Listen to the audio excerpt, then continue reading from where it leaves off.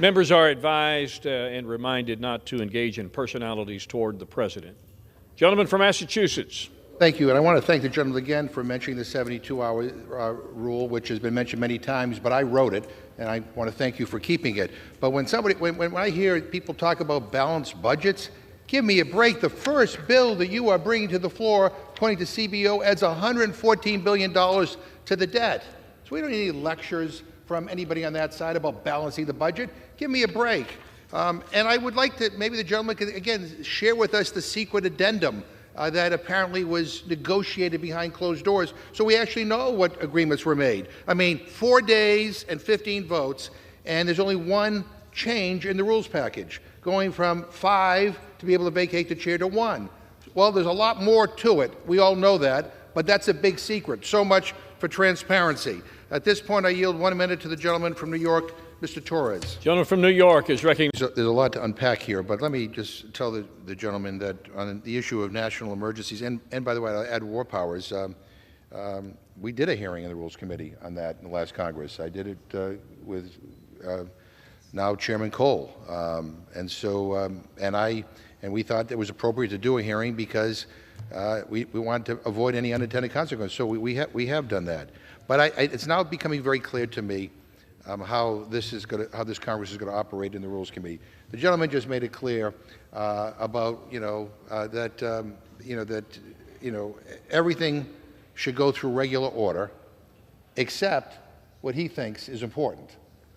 And then if he thinks it's important, then we can come here with a closed rule. And then I'm a little confused over the gentleman's pontificating on the fact that these are only one-page bills and therefore they shouldn't be amended.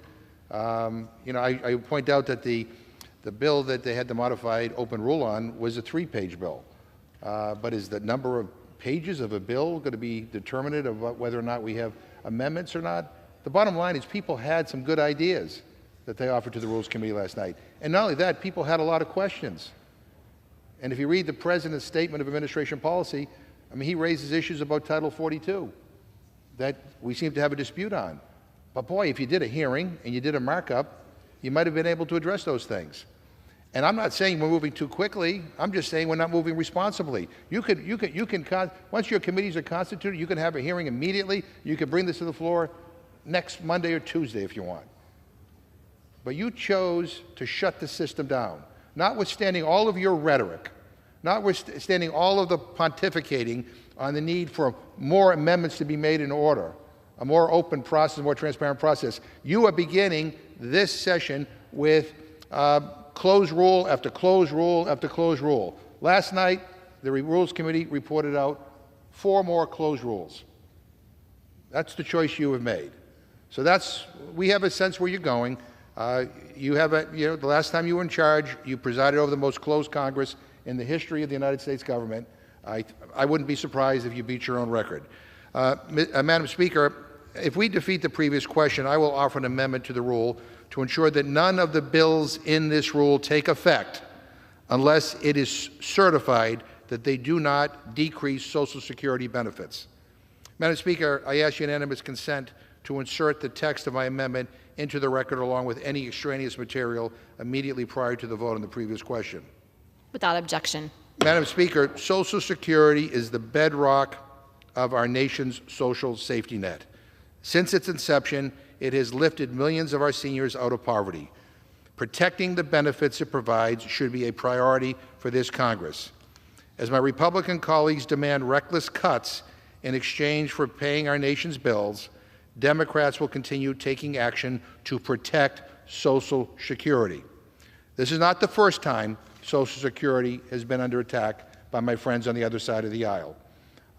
And don't be fooled by their phraseology that they're only interested in, quote, protecting Social Security. We know that that is code for cutting benefits, for raising the retirement age, for throwing people off the benefit. And to discuss our proposal, I yield 3 minutes to the gentleman from Connecticut, Mr. Thank you, Madam Speaker. And let me thank the gentleman from Texas, now the new Vice Chair of the Rules Committee, for yielding me the customary 30 minutes, and I yield myself such time as I may consume. Gentleman is recognized. Madam Speaker, There's a lot to take in from what the gentleman's opening remarks and what the opening remarks that he provided. I just want to say one thing. He says that the Republicans have a mandate. I think the message of the last two elections was that the overwhelming number of people in this country said no to extremism. And mandate, I mean, Democrats picked up a seat in the Senate, and the red wave that was predicted by my Republican friends turned into a pink splash.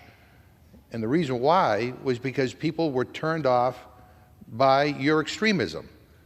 And this in spite of, all kinds of gerrymandering and crazy redistricting plans and money like we've never seen in an election before. And we have the narrowest of narrow margins. So if the gentleman thinks that there's a mandate here to embrace extremism, well, I beg to differ with that. And Madam Speaker, there's no denying that the situation with COVID has improved. Cases are down, deaths are down, and most of us have returned to the lifestyles we had before the pandemic. But that's because of the incredible steps we've taken to keep people safe. Vaccines, expanded health care, telework flexibilities, other programs and initiatives that ensure Americans can lead healthy, full lives. The rule before us today allows for the consideration of four measures, four reckless, regressive measures to turn back the clock on all that we've gone through and learned over these last 3 years, all under closed rules. Let me repeat that, all under closed rules. H.J. Res. 7 would terminate, effective immediately, the COVID national emergency declared in 2020 by President Trump and renewed by President Biden in 2021. This immediate reversal offers no off-ramps for relief programs and benefits, threatening aid for nursing homes and hospitals, additional support for the VA, as well as help for small businesses and more. It would end flexibilities to ensure more food and secure people have access to SNAP, our nation's first line of defense against hunger. H.R. 382, the Pandemic is Over Act, would similarly repeal Health and Human Services public health emergency declarations. This would roll back significant expansions to health care access and services for millions across the country.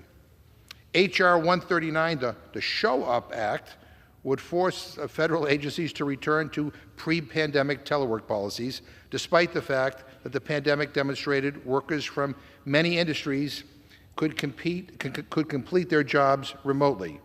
In H.R. 497, the Freedom for a Health Care Workers Act would remove COVID vaccine requirements for Medicare and Medicaid health care workers. Now, if you take a second to think about these bills, not a single one makes things easier, safer, or more effective. They're sound bites. That's what my Republican friends are good at. Sound bites, not legislating. They're good at making political statements, but not solving problems.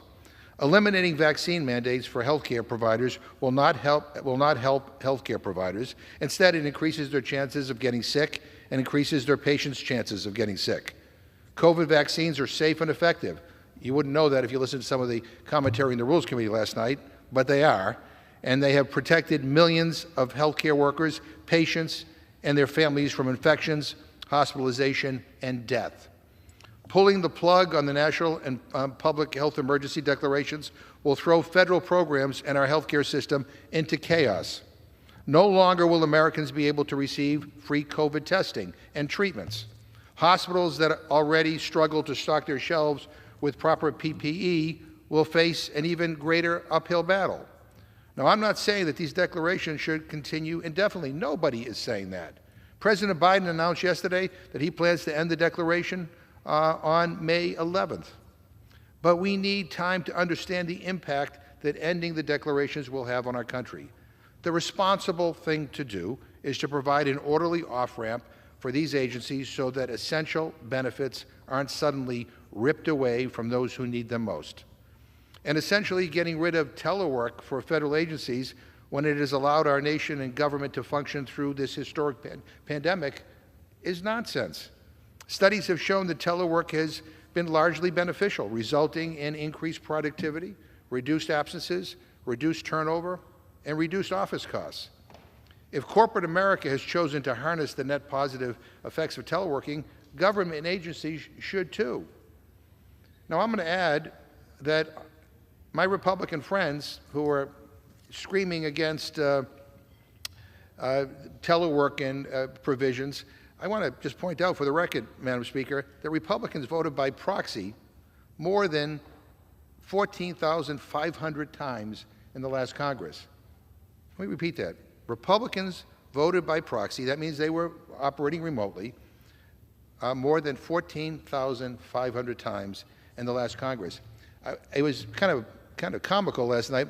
My friend from Texas in the Rules Committee last night said that people were voting, the Republicans were voting by proxy because they felt Democrats pressured them. The Democrats made them do that. Really? I mean, I've heard a lot of crazy things in my life, but I've never heard that used as an excuse. But I mean, give me a break. I find it outrageous that some members are so worried about government workers getting their work done from home while they themselves took advantage of proxy voting over the last 3 years. Guess what? Proxy voting is called telework. And my friends are okay with telework for themselves, but when it comes to federal workers, no, they're not okay. I guess for House Republicans, it's do as I say and not as I do. You know, we had the chair of the Oversight Committee testify, very passionately, against telework last night. And he voted by proxy, get this, 83 times. 83 times. I mean, you can't make this stuff up. We all know that COVID has moved into a new phase. And thanks to the use of safe, effective vaccines and other prevention tools, we're moving forward and we're learning to live with it. But let's not forget that over 1 million of our fellow Americans have died from it. And we should not ignore the fact that COVID continues to spread and mutate. It still poses a danger to people. It's clear that House Republicans just want to pretend that COVID isn't still a problem, that science doesn't exist, and telework doesn't have a place in the 21st century. At the end of the day, these measures were introduced really out of spite. Our colleagues across the aisle are looking to undo everything we did, and even if that means getting rid of important, effective measures that help the American workers, that help American families, and help American patients. Let me just say this in closing, Madam Speaker. None of these have gone through committee. There are no hearings, not a single hearing. And again, there were lots of questions raised about these bills in the Rules Committee last night, including whether or not Title 42 would be overturned. And the administration has one opinion, and my Republicans have another opinion. I don't know what the truth is, but boy, a hearing would have made a difference. But they couldn't even wait a couple of days to do a hearing. They just want to rush this to the floor because they got to get a press release out. There were not only no markups, no amendments. I mean, we had amendments submitted to the Rules Committee last night, not just by Democrats, but by Republicans. And they said, no, close, no. Can't even have a debate on the floor, can't have an up or down vote. 15 out of the 16 measures that this Congress has considered so far are totally closed. And I'm thinking I need to call the attending physician's office and get a neck brace because I've got whiplash trying to reconcile what my friends said they were going to do and what they were actually doing. I mean, the last time the Republicans controlled Congress, they presided over the most closed Congress in the history of the United States of America. Let me repeat that. The last time they were in control, they presided over the most closed Congress in the history of our country. And they're on track to try to beat their own record. And so this is not what the Speaker promised. Now, maybe I didn't see the secret memo that Speaker McCarthy was circulating to get votes. Maybe there was some stuff in the secret memo that basically said that, say one thing and do another. But the bottom line is this is not what anyone was promised. And there's absolutely no reason that we couldn't have waited a few days to do hearings on this stuff so we could decide whether or not any of these measures were the responsible thing to do or whether or not there were some additions that we could have made to these measures to make them responsible. We all want to move on, but we want to do so responsibly. We all want to move beyond the national emergency, but we want to make sure that there are not unintended consequences. And so this is not serious legislating. This is political posturing. And it's a lousy way to begin the new Congress. And so I'm going to urge a no vote on the rule and a no vote on the underlying legislation, and I reserve the balance of my time. The gentleman from Massachusetts reserves. The gentleman. People, which brings me to our next resolution, which removes our colleague Congresswoman Ilhan Omar from the House Foreign Affairs Committee. I mean, the hypocrisy here is staggering. I mean, it literally takes my breath away. Congresswoman Omar has apologized for the things that she said. She said she wants to be an ally in the fight against anti-Semitism. She even voted to condemn anti-Semitism. Every Democrat did as well. You know who voted no? 23 Republicans. 23 Republicans voted against condemning anti-Semitism. Now, maybe the gentleman can explain whether or not they should be removed from their committees. And then, we gave our colleagues in the Rules Committee the chance to add an amendment to their socialism resolution condemning the mass murder of 6 million Jewish people by the Nazis, also known as the Nationalist Socialist German Workers' Party. And guess what? They all voted no. They all voted no. Oh my God, wow. I mean, I keep hearing this both sides stuff, trying to make false equivalences, saying that Democrats opened the door to removing her. Give me a break. Congresswoman Omar never posted a video pretending to kill another member of Congress. She never advocated putting a bullet in the head of the Speaker of the House of Representatives. She never had dinner with neo-Nazi Nick Fuentes and anti-Semite Kanye West. She never spoke at a white supremacy conference. She never said that she would have won January 6th because she was armed.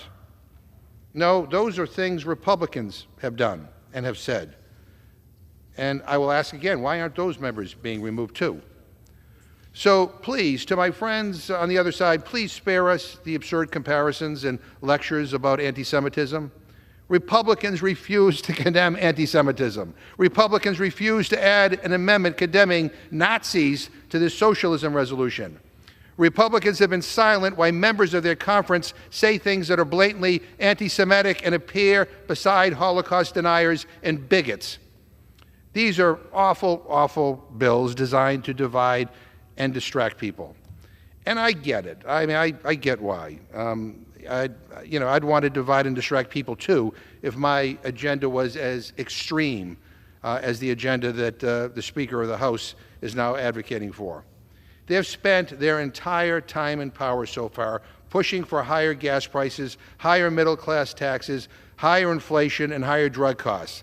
They're screwing working families, screwing poor people, and using stupid BS like this to distract from their plans to reward billionaire corporations and hurt working families. And in the middle of it all, they're threatening to trigger a default if we don't cut Social Security and Medicare. Now, we can waste all the time in the world on these resolutions. And on the social resolution, again, I don't even care how people, it is such a waste of time. People can vote any way they want. I just may have made it a habit to always vote no on stupid bills. But this is a waste of our time and a waste of the American people's time. And with that, I reserve. Gentleman, Mr. Speaker, that none of my fellow Republican colleagues want to come down and join in with my colleague from Texas to talk about how great this bill is to fight inflation. But in any event, I'd be embarrassed to be here defending this measure as well. But in any event, I ask unanimous consent to insert into the record an article from the Washington Post entitled, "What Should the White House Do to Combat Inflation?" Experts weighed in with 12 ideas. Mr. Speaker, maybe my friends on the other side of the aisle should take a look at this article. While I don't agree with all the ideas in here, at least this article has actual ideas to bring down inflation, instead of the Republican plan to write a book report on inflation to Congress. Yeah, Mr. Speaker, all I can say is that the American people deserve better. They deserve more than a book report. They deserve action that will make a positive difference in their lives. And I encourage my colleagues, to vote no on this rule and vote no on the underlying bill. I'm also, Mr. Speaker, I'm going to ask unanimous consent to insert into the record an article from the Hill entitled, "5 Actions Biden Has Taken in Response to High Gas Prices." Without objection. Mr. Speaker, President Biden has taken steps to lower prices at the pump for the American people. Since prices began to rise, President Biden released 50 million barrels of oil from the Strategic Petroleum Reserve, removed restrictions on the sale of higher ethanol fuel, and called out oil companies for taking advantage of their customers, communities, and their country. He also continues to promote a transition to renewable energy. So President Biden has acted to try to lower prices. My Republican colleagues cannot do the same. I guess I'll say finally, Mr. Speaker, I mean, we have some serious challenges in this country. Inflation is one of them. And the idea that after all the buildup, after all the talk of we have a comprehensive plan to fight inflation, this is it? This is it? This is an embarrassment, Mr. Speaker. There are things that we can do together to lower costs for the American people. A book report doesn't lower the costs for anybody. And by the way, under this bill, the book report that is required for executive orders, it's not even required to be published. They could write a book report and no one gets to see it. I mean, this is not what the American people had hoped for. They had hoped we would come together and kind of rally around ideas that would actually make a difference in their lives. So yeah, you can pass this and say, we just passed this big plan to fight inflation, and then hope that nobody realizes that you did nothing. And I will say, Mr. Speaker, this is a missed opportunity. This was a time, quite frankly, where committees of jurisdiction should have come together, done hearings, heard ideas, Republican ideas and Democratic ideas, and taken the best of them and brought them to the floor. Ideas that would have made a difference in people's lives. This does nothing. This does nothing. And so, I guess you can tweet out that you voted for a book report on inflation and hope that your constituents will think that somehow you accomplished something big. But I would say that my constituents certainly would not be satisfied with this. Mr. Speaker, all this talk about bringing down the deficit, and do I need to remind everybody that the first Republican bill passed this year when we came into the majority, that their first bill added $114 billion to the national debt. I mean, come on. I ask unanimous consent to insert into the record an article from the Hill entitled CBO, GOP's IRS bill would add $114 billion to the deficit. Without objection. So anyway, look, one is I urge my colleagues to vote no on the previous question. And again, I want to repeat that. The reason why you want to vote no on because the previous question basically would allow us to bring up an amendment that basically says it is not the intention of this House to do anything to cut Social Security or Medicare. All my friends got all upset, notwithstanding their rhetoric that they want to go after Social Security and Medicare. They were all upset that they were being called out on their words. Well, here's an opportunity to put that to rest. It's very, very simple. We're not going to cut Social Security. We're not going to cut Medicare. So if you vote no on the previous question, we can do that. And I urge my colleagues to vote no on this rule and no on the underlying bill. And with that, Mr. Speaker, I yield back the balance of my time. Gentlemen, So let me just make this really concrete for people. I have a pile of books on my desk in my office that I get from the Library of Congress, books that have been banned. And I have more coming every day. Luckily, my Republican friends haven't censored the Library of Congress yet. Maybe that will be next. But let me just read from one of these books. It's called The Life of Rosa Parks by Kathleen Connors. It was pulled from second-grade classrooms in the Duval County Public School District in Florida. So let's just see what is so objectionable. Quiet beginnings. When Rosa Louise McCauley was born in 1913, no one knew she'd make a stand for civil rights. Rosa lived on her grandparents' farm in Alabama. She went to a segregated school where her mother taught. Rosa had to leave school to care for her grandmother and mother when they became ill. But after she married Raymond Parks in 1932, she was able to go back. and Rosa was proud of her high school diploma. Rosa and Raymond believed everyone should be equal. They joined the NAACP in Montgomery, Alabama, hoping to help blacks gain their civil rights. Rosa worked as a secretary for the group. In 1955, Rosa boarded a bus after work in Montgomery. At the time, there was a law that said a black person had to give up their seat if a white person needed it. Rosa refused, and she was arrested. On the day of Rosa's trial, black leaders planned a boycott of all the city buses in Montgomery, Alabama. It was a big statement because many blacks use buses to get around. Rosa was fined, but she wouldn't pay. By 1956, her case had reached the U.S. Supreme Court.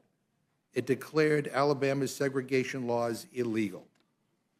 This decision ended the bus boycott after 381 days. Rosa's troubles weren't over. She lost her job.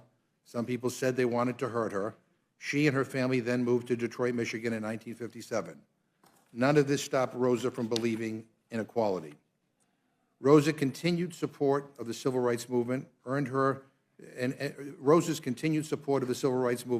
great praise. In 1996, she was given the Presidential Medal of Freedom. Then Rosa received the Congressional Gold Medal in 1999. Rosa died in 2005. Today, she's often called the mother of the civil rights movement. Rosa's story teaches a very important lesson. Even small actions can have a big impact. So my question for Chairwoman Fox, it's very simple. It's a yes or no question. You know, Rosa Parks has a statue in National Statuary Hall. She laid in honor here in the rotunda of the United States Capitol building when she died. And so this is a simple, non-controversial children's book about her life. Do you think that this book should be banned? Yes or no? I have no idea why the book was of controversy in the second grade. It sounds like a perfectly wonderful story to me. I love the story of Rosa Parks, always have loved the story of Rosa Parks because she was a really brave woman, but I have no idea. You're asking me to give you an answer out of context, Mr. McGovern. I have no idea why that book was taken out of the second grade. I don't know reading levels. Well, it sounded a little high. I read the whole level for second grade to me. As you read it, that was. Yeah. I thought second graders might not understand every word in there, so I have no idea. Well, I read the whole book. I know. So there was, you know, and I think the concern that many of us have, given what is happening in this country, you know, led by Republican governors and Republican legislatures all over the country, is that somebody just merely raising a question about a book like this. I mean, by the way, books about Martin Luther King, books about Nelson Mandela, they've also been banned. I have a long list that I'd like unanimous consent to insert in the record, Mr. Chairman. Without objection. And, you know, and some of the commentary is that some people who object to this don't like the fact that she is referred to as a black woman, that it would be better to simply say she was asked to move to the back of the bus. And so there's all these kind of like ridiculous excuses for books like this to be banned. And the concern is that if this bill passes, and God forbid it ever became law, that it would have a chilling impact on schools and on libraries where they would be afraid that if they didn't comply with all the onerous requirements of your bill, you know, if somehow they, you know, were accused of not following everything perfectly, that they would lose all federal funding for their schools. Mr. McGovern, Yeah. there is not a single requirement in this bill dealing with banning of books. So I don't know what you're talking about in terms of the list of onerous requirements on banning books. There's not a single word in here about banning books. Yeah. Well, I first of no all, idea what you're talking about. well, two things. First of all, I mean, just in answer to my question, yes or no, do you think this book should be banned? And the answer is Well, obviously, I don't think the book should Okay, be banned. But okay. again, you're taking out of context. I have no idea. You said it's been banned. It has been banned, and I gave you the, in Duval County Duval Public County, School but- and district in Florida. Well, I don't know what that means, so. Well, that's a I district need in more- Florida. I need more information on what you mean by banning a book. Have you been following any of the debate on books that are being removed from schools? I mean, there's a book entitled "I Am Martin Luther King" that was banned from some schools. I mean, you're the Education Committee. I mean, are you guys following any of that? Mr. McGovern, I follow as much information about what's happening in terms of education as I possibly can, but I have not seen anything on that. But your definition of ban is something I don't understand. I don't know what the definition is. Ranking Member. Yeah, no, I just want to ask unanimous consent to insert into a record an article that appeared on December 22nd about, because I've been absent, but I've heard you said that this book wasn't removed from the school, wasn't banned. I did not say that. I said that the book was pulled back for review and that I am told it's been put back on the shelf. Well, according to this article, that's not the case, but nonetheless, pulling a book like this for review, I mean, that's one of the problems with this underlying bill. Okay, we're claiming my time because the gentleman wasn't here to hear what I said. Without Put it in objection. context when I was quoting Roberto Clemente Jr. about the issue of race and how if one were to desire to teach children that a colorblind society is preferred, that when you begin teaching about racism and race is a question. Do you do that when they're 3, 5, 10? When do you do that? When do you have a full-blown conversation about the issues of race with a child, depending on how you want to raise them and what your values are in terms of raising a child? I would hope your values are such that at the earliest age possible, you would tell your child that discrimination is wrong and intolerable, that your child should respect. But reclaiming my time, the extent to which and how I wish to teach my child about race might be more about teaching people that everybody should be treated equally and not view people through the lens of race, if that is the actual goal and desire of society. But the debate is among parents. The debate should be among parents and school boards. And the only issue that's being raised in this bill is what right parents have to know what is being taught. I noticed that you're not racing to defend the books that I rattled off about Flamer or gender, whatever these books are about gay sex being taught to our kids at oral sex acts at summer camps. Are we going to defend those books that were removed from libraries? Were those particularly advantageous for the well-being of educating our youth? When report after report in the wake of the shutdown of our schools is demonstrating that our children are now years behind in education proficiency. I would note finally for the gentlelady that much has been made about this being highly violative of federalism principles. Now, I will acknowledge it's not my favorite course of action to have the federal government step in and say, you, local board, shall do X. But I would note, and I'm going to ask the gentlelady this, to the point of the gentleman from Kentucky, that this institution is a little pregnant in how we use the spending power, I think unconstitutionally, by the way, the spending power to demand of all of our local governments that they conform. Would the gentlelady agree that we do that on countless ways and countless bases? Yes, sir. And would the gentlelady agree that there are countless provisions in existing law in this exact form for schools that they must follow that include, for example, parents' right to know? Is there not a section already in the code called parents' right to know? Yes. And I'm going to read the 2 paragraphs that are this bill. It shall be a violation of subsection A for a recipient of federal financial assistance who operates, sponsors, or facilitates athletic programs or activities to permit a person whose sex is male to participate in an athletic program or activity that is designated for women or girls. For the purpose of this subsection, sex shall be recognized based solely on a person's reproductive biology and genetics at birth. What we're saying in this bill is that if you were born a male, then you cannot participate in You cannot compete against people born as female. It's very simple.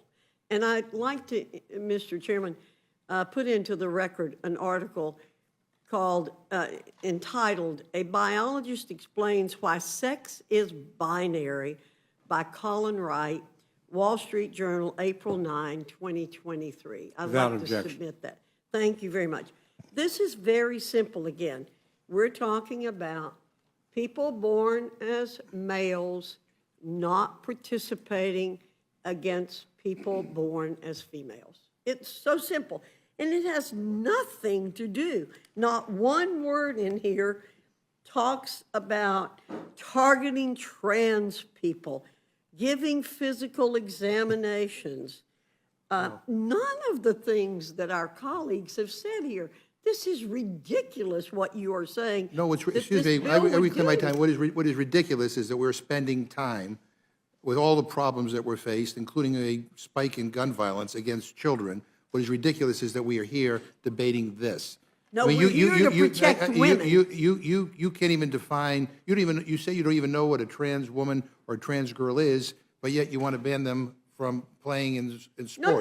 No. The word trans is nowhere in this bill. Well, It says, we all know what this bill is about. you We all permit- know what this bill is about. no, this bill says if you're a biological male, you cannot participate against biological females. It's as simple as that.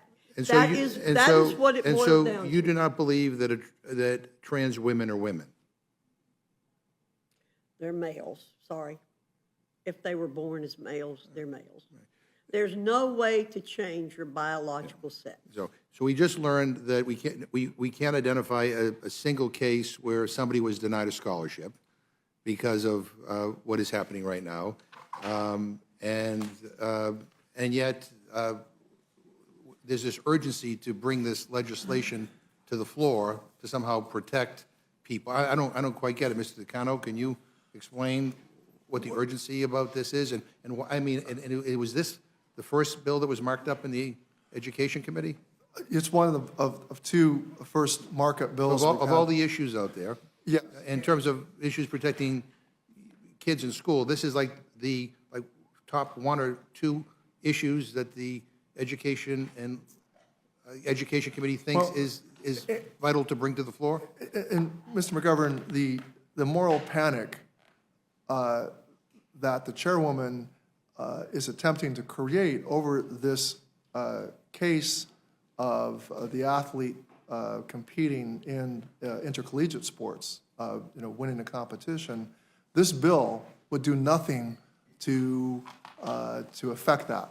This bill is about banning sports participation of transgender girls and women in K-12 and college sports, but it would not effectively deal with whether or not in elite competition there's this question over trans women participating. This bill has nothing to do with that. This bill would not remedy the concern that the chairwoman raised.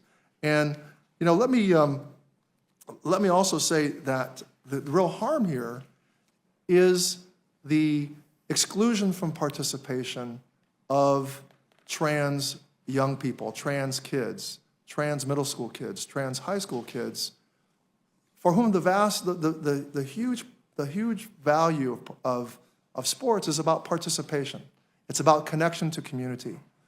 And this bill would stigmatize them. This bill would separate them out. This bill would subject them to even more isolation than the bullying that they often face and the physical dangers.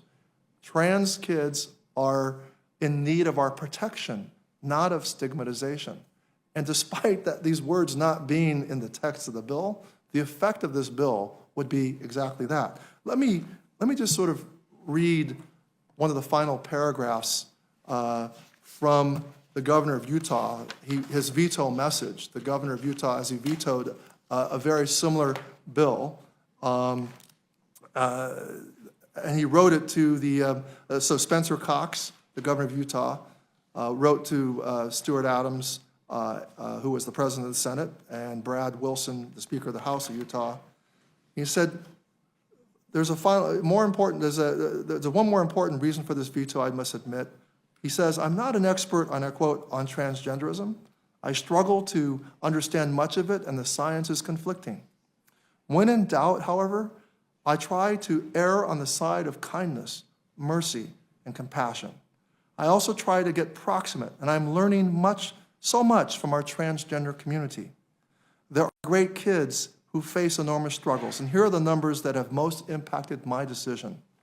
75,000, 4, 1, 86, and 56. 75,000 high school kids participating in high school sports in Utah. 4 transgender kids playing high school sports in Utah. 1 transgender student playing girls' sports. 86% of trans youth reporting suicidality. The chairwoman claims, this is not the governor's words, but I just want to insert, claims that she doesn't know anything about trans. 56% of trans youth having attempted suicide. 4 kids and only 1 of them playing girls' sports. That's what this is all about? 4 kids who aren't dominating or winning trophies or taking scholarships? 4 kids who are just trying to find some friends and feel like they're part of something? 4 kids trying to get through each day. Rarely has so much fear and anger been directed at so few. I don't understand what they are going through or why they feel the way they do, but I want them to live. And all the research shows that even a little acceptance and connection can reduce suicidality significantly. For that reason, as much as any other, I have taken this action in the hope that we can continue to work together to find a better way. If a veto override occurs, I hope we can work to find ways to show that these 4 kids that we love them and that they have a place in our state. I was getting moved just reading that statement from the Republican governor of Utah. My respect and admiration for him just grew enormously just having those words register. I would implore the members of this committee to heed his words seriously. Well, I thank you for that, and I too, I think those were very moving words by the Republican governor of Utah, who's not playing to the cheap seats, who's actually putting the well-being of the people he represents first and foremost. I mean, the bottom line is this bill is not about protecting kids or children or anything.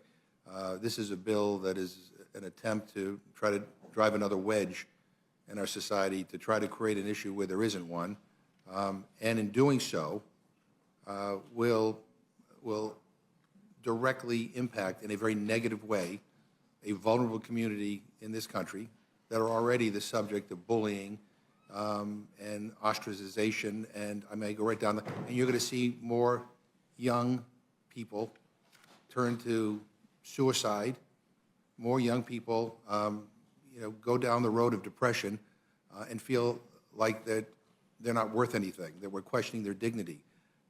As I said in the beginning, I think this is just an awful, rotten thing to do. This is, and my friends on the other side, the creepy obsession with these issues is really, I think, beneath what we should be doing at this point. You want to protect children? I mean, kids are getting murdered every day in gun violence, and here we are talking about this. I mean, I don't. There's a disconnect here. Maybe this polls well amongst the small, amongst the MAGA base or whatever, or maybe you can find ways to raise money off this. But this is not responsible legislating. This is a terrible thing to do at this point. And so let's get on with this. And again, let's get it over with, and hopefully the Senate doesn't take it up. And I trust the President would veto it if it ever reached his desk. But we should be about bringing people together, about promoting understanding and respect for everybody, for promoting the idea that everybody is worth something, and everybody has dignity. And here we are dealing with this, which will promote bigotry and hate, and quite frankly, I think will result in more young people taking their lives. And I think that's a terrible, terrible thing. I yield back. Gentlelady from Minnesota is recognized. For any questions he cares to pose. Yeah, well, thanks. I have a few questions, quite a few questions, actually. But let me begin by, I want to get something straight right off the bat here. So I keep hearing from our witnesses that this is a reasonable proposal. The proposal is you want to make 10 years of deep, devastating cuts to programs that help regular people, my constituents, 10 years of cuts that will probably impact this country for generations, an entire decade of austerity, and in exchange, if I get this right, you have agreed to not push the entire economy off a cliff for about a year. I mean, does that sound in any way reasonable? What happens a year from now? You demand even more cuts to pay for bills that we've already accumulated? I mean, what's next? You take our firstborn for another 20 years of cuts? I mean, how does this end? This is absurd. This is not the way we should be doing the people's business. This plan, and I use that term loosely, is no different than an extortion. It's really interesting because my Republican friends champion these tax cuts for billionaires and millionaires and big corporations that added trillions to our debt. No talk about the impact on the deficit or the debt. None. Don't worry about it. It's not an important issue. But now, when it comes to dealing with programs that impact regular people, we talk about cutting and cutting and cutting and cutting. Let's balance the budget on the poor. That's what my friends are suggesting here today. Now, with that said, let me begin by talking about the process first, because this bill was introduced less than an hour ago, which is interesting, less than an hour ago. And I think we all deserve, and the American people deserve, some answers on the process here. So for months, this Republican majority has been promising a more open process. Yet today we're considering yet another bill that has not gone through regular order. And not just any bill, this is a massive 300-page plus bill that will hurt communities and hurt everyday people. No hearings, no markups. I think we just got the CBO score about 15 minutes ago. Certainly no input from Democrats. Drafted behind closed doors, I assume in the Speaker's office or in some office here. So much for keeping promises. Speaker McCarthy said, and I quote, "You can't just throw something on the floor. That's why the committee will be a better process. You can't just throw something on the floor." That's not me talking, that's Speaker McCarthy. So I guess for my Republican friends here, I guess my first question, and it's a yes or no question, do you agree with Speaker McCarthy that going through committee is a better process? Chairman Smith or Arrington, or, do you believe that going through committee is a better process? I always believe regular order is the way to do it. Unfortunately. Okay, why didn't you do it then? And I'm not in charge. Well, who's in charge? But when you say we've had hearings, we've had numerous hearings in the Ways and Means Committee in regards to every proposal that is in this bill from the Ways and Means. In fact, we had a hearing last week on all the green credits that we're repealing. And in fact, just 30 minutes ago, JCT reported that it's not costing us $271 billion. It's at minimum is over $570 billion from your Inflation Reduction Act. And so were all those bills, all those hearings, were there markups on these legislations in the Ways and Means Committee on all this legislation that's incorporated in this? I think you know the answer to that. Well, the answer is no. And I think some members may be confused about the phrase regular order. Recently, my Majority Whip Tom Emmer said last Thursday, and again I quote, "On our side, everything is going through regular order. This is the debt ceiling. This is something that was done by the committee as the whole," this is his quote, "which is the entire conference, and it effectively has gone through that process." Freedom Caucus Chair Scott Perry, and I love this, seems to have the same misunderstanding. He said, and I quote, "This is regular order. If we have consensus, I'm not sure we need to go through a committee markup." That's what he said. So it sounds like my GOP friends think that because the entire Republican conference got together and wrote this in secret, that means it went through regular order. So just another simple question. Can any of you define what regular order is?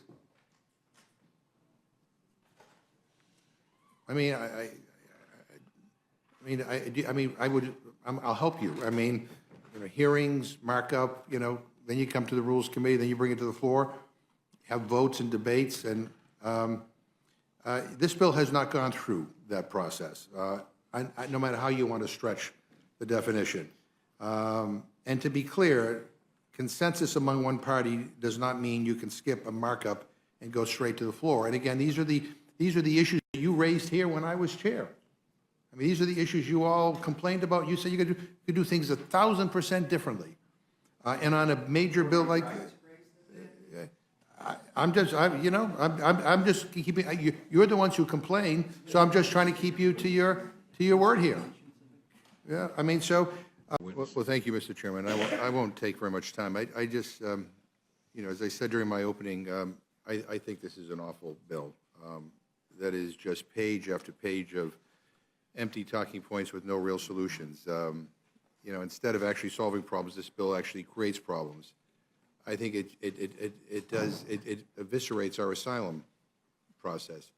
And with respect to Chairman McCall, the asylum part of this bill comes out of the Judiciary Committee, and I don't know whether Mr. Castro wants to address that. I want the record to be clear what we're talking about here. What's in this bill? Sure. Thank you, Ranking Member. And I know how much hard work Chairman McCall has done, for example, on getting Afghans, families that had relatives over there, and helping evacuate them and being serious about policy and so forth. But this bill was in several titles and was the work of 3 committees. So when I was referring to the bill, I was referring specifically to the fact that Title II limits asylum and Title VII limits parole, both outside of what we did in foreign affairs. So that is something that has to be resolved, I think, with this piece of legislation, because perhaps there is some internal conflict among those titles. Thank you. And as I said before, this bill won't stop drugs from getting into America, because drugs like fentanyl are coming through legal points of entry, not via migrants seeking asylum. And again, I can't resist from pointing out that in the debt ceiling bill that my friends all voted for a couple of weeks ago, it would cut the CBP's budget by $4 billion. Weakening the ability to prevent drugs from crossing the border by laying off 2,400 officers. If this plan were enacted, there are estimates that more than 350,000 grams of fentanyl could be let into this country. That's over 200 million more fatal doses of fentanyl hitting our streets, thanks to these cuts that my friends voted for, if in fact they move forward. Half or more of the undocumented people are overstaying their visas, not crossing at the southern border. And this bill is quite simply a way, I think, for some to try to score political points, which I hear over and over and over again in some of the by demonizing immigrants. And I want to emphasize the point that Mr. Castro made, that language has consequences. And we see the impacts of that language and those consequences every day, and it's quite frankly tragic, and it has to stop. But let me just get into just a couple of things that, during the markup of the bill, Democrats introduced an amendment allowing for Ukrainians to continue to be paroled into the United States until it is safe for them to go back. That's all it said. So if you're from Ukraine and your home has been destroyed thanks to Putin's war of aggression, you can stay until it's safe for you to go back. The Biden administration started a U4U program that helps save Ukrainian lives. And it seems to me my Republican friends want to undo this program. So we gave Republicans an opportunity to correct the mistake, to allow the administration to continue using parole for Ukrainians who are fleeing Putin's war crimes, and Republicans voted no. They voted to send them back into harm's way. And by the way, Ukrainians don't qualify for asylum because the restrictions are so narrow. So, Mr. Jordan, let me direct your attention to Section 701 of the bill, page 142, which reads in part, "The Secretary of Homeland Security may grant parole to any alien who is a national of the Republic of Cuba and is living in the Republic of Cuba." So for some strange reason, you don't want to use parole for Ukrainians, but you do want to use them for Cubans, who are, according to this, are exempt from all restrictions that apply to every other nationality in the rest of the title. So it just seems kind of strange to me. Can you explain why? We just kept the Cuban family reunification parole program in place. It's been a long-standing program, so we kept that in place. Anyone else from around the world, it's a the law is the law. It's a case-by-case basis, and the administration can use that on a case-by-case basis. That's what we have in the legislation. So Afghanistan under the Taliban seems to be a worse life for people in Afghanistan than in Cuba. Why aren't they carved out for humanitarian parole? Again, Or for that matter, why isn't the Afghan Adjustment Act included in this bill? Again, we stuck with what the law is. The Cuban plan has been in place for a long time. We kept that in place. Others, the law says case-by-case basis. We went back to that. Well, I mean, you're writing a law here. Why not add Venezuelans or Nicaraguans? We had a long debate about that. Yeah. And maybe we'll debate it more. But you're telling me what's in the bill, and I'm just telling you why we did it. Sure. No, it just seems that this is an example kind of selective compassion that, makes one wonder why. I would argue it's adherence to the rule of law. Yeah, That's what it is. Well, but The Biden administration's not following it. we're treating one group of nationals very differently from others, from countries that, quite frankly, are experiencing far worse human rights abuses. Mr. Neff. Massachusetts is recognized. Thank you. Mr. Speaker, I want to thank the gentlelady from Minnesota for yielding me the customary 30 minutes, and I yield myself such time as I may consume. The gentleman is recognized. Mr. Speaker, I want to begin today with a story. Once upon a time in Congress, House Republicans put forward their top agenda, a package of bills so crucial, so urgent, that teeing them up for consideration was one of the very first things we did on the floor of this Congress. After, of course, Kevin McCarthy's 15 votes for Speaker. And tucked into this package was a little bill about supporting the police, House Continuing Resolution 5.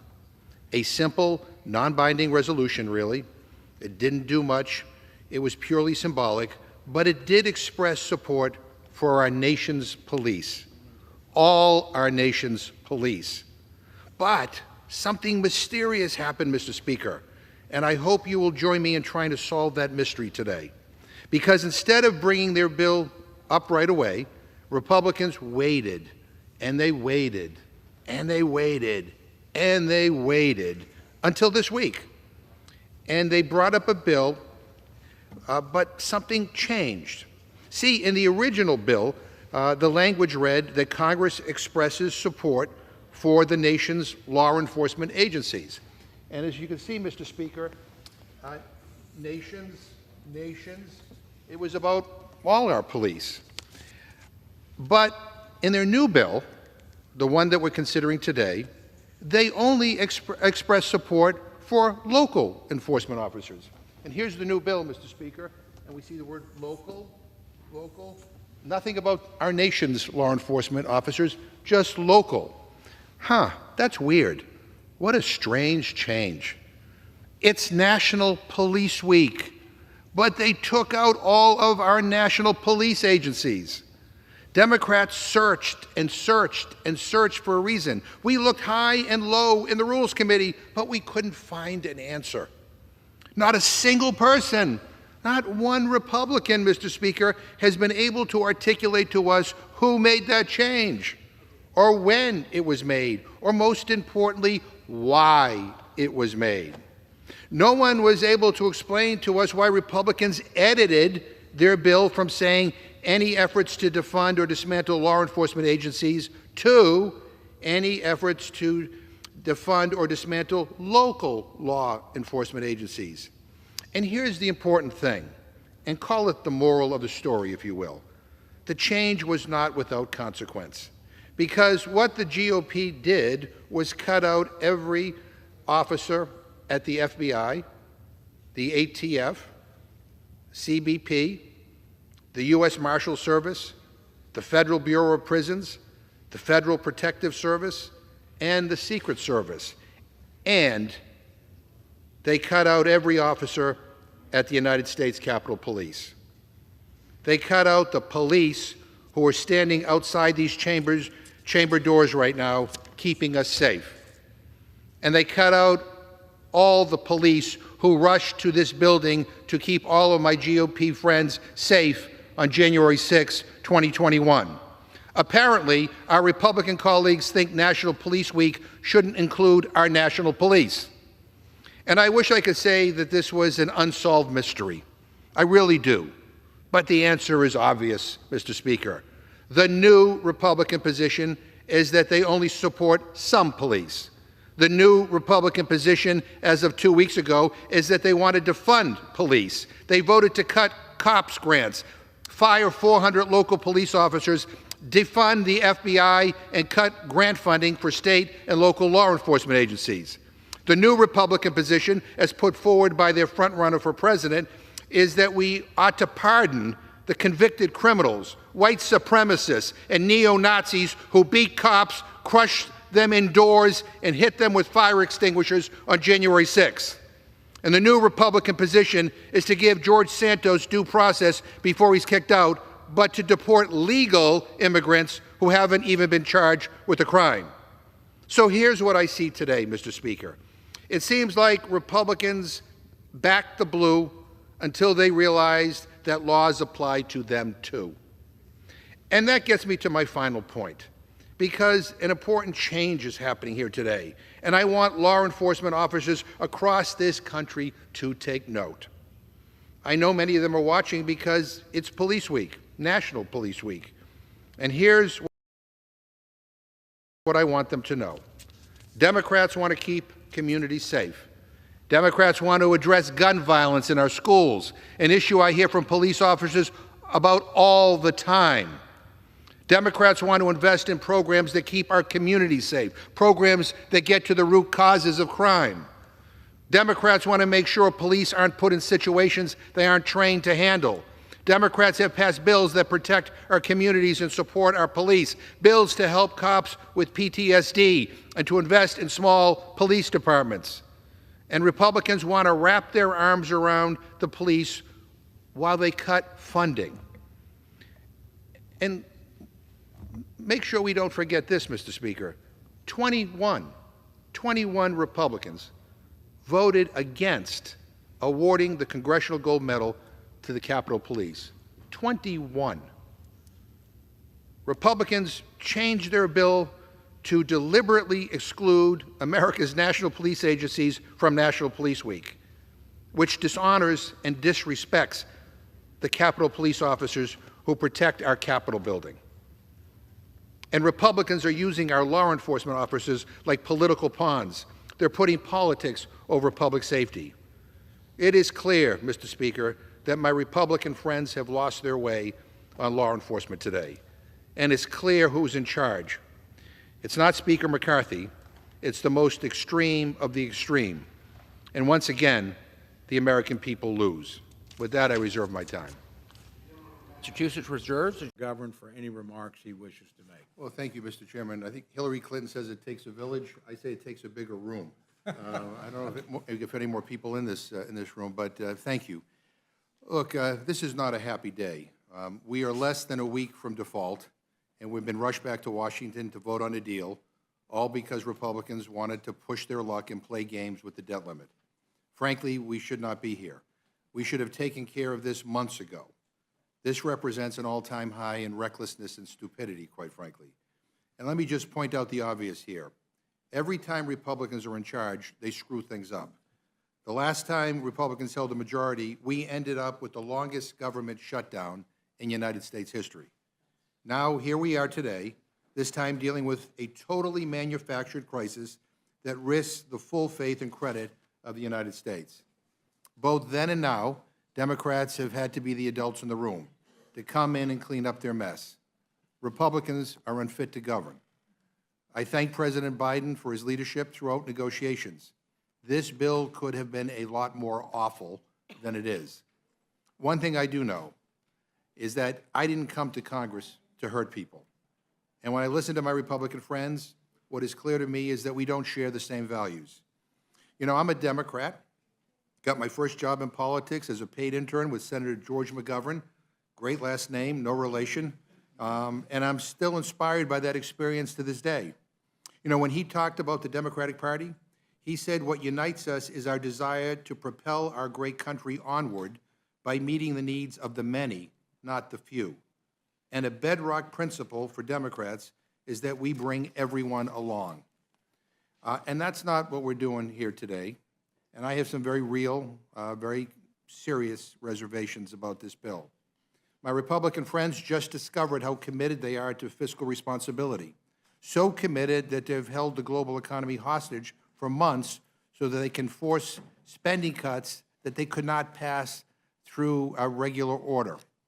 Some of the things that they are pushing couldn't pass the House and couldn't pass the Senate, never mind get a presidential signature on their own merits. They bullied their way to this moment.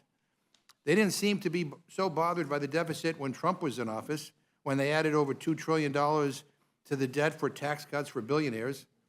They're only ever really worried about spending when a Democrat is in the White House. If we're genuinely interested in dealing with our deficit, then let's have that debate. We can make sure that the wealthy and the well-connected pay their fair share. We could close tax loopholes that millionaires and billionaires exploit. This bill does the opposite. It drastically cuts the IRS funding that would have kept big corporations in the top 1% in check. Or what about the military budget? Anyone see the piece on 60 Minutes a couple of weekends ago?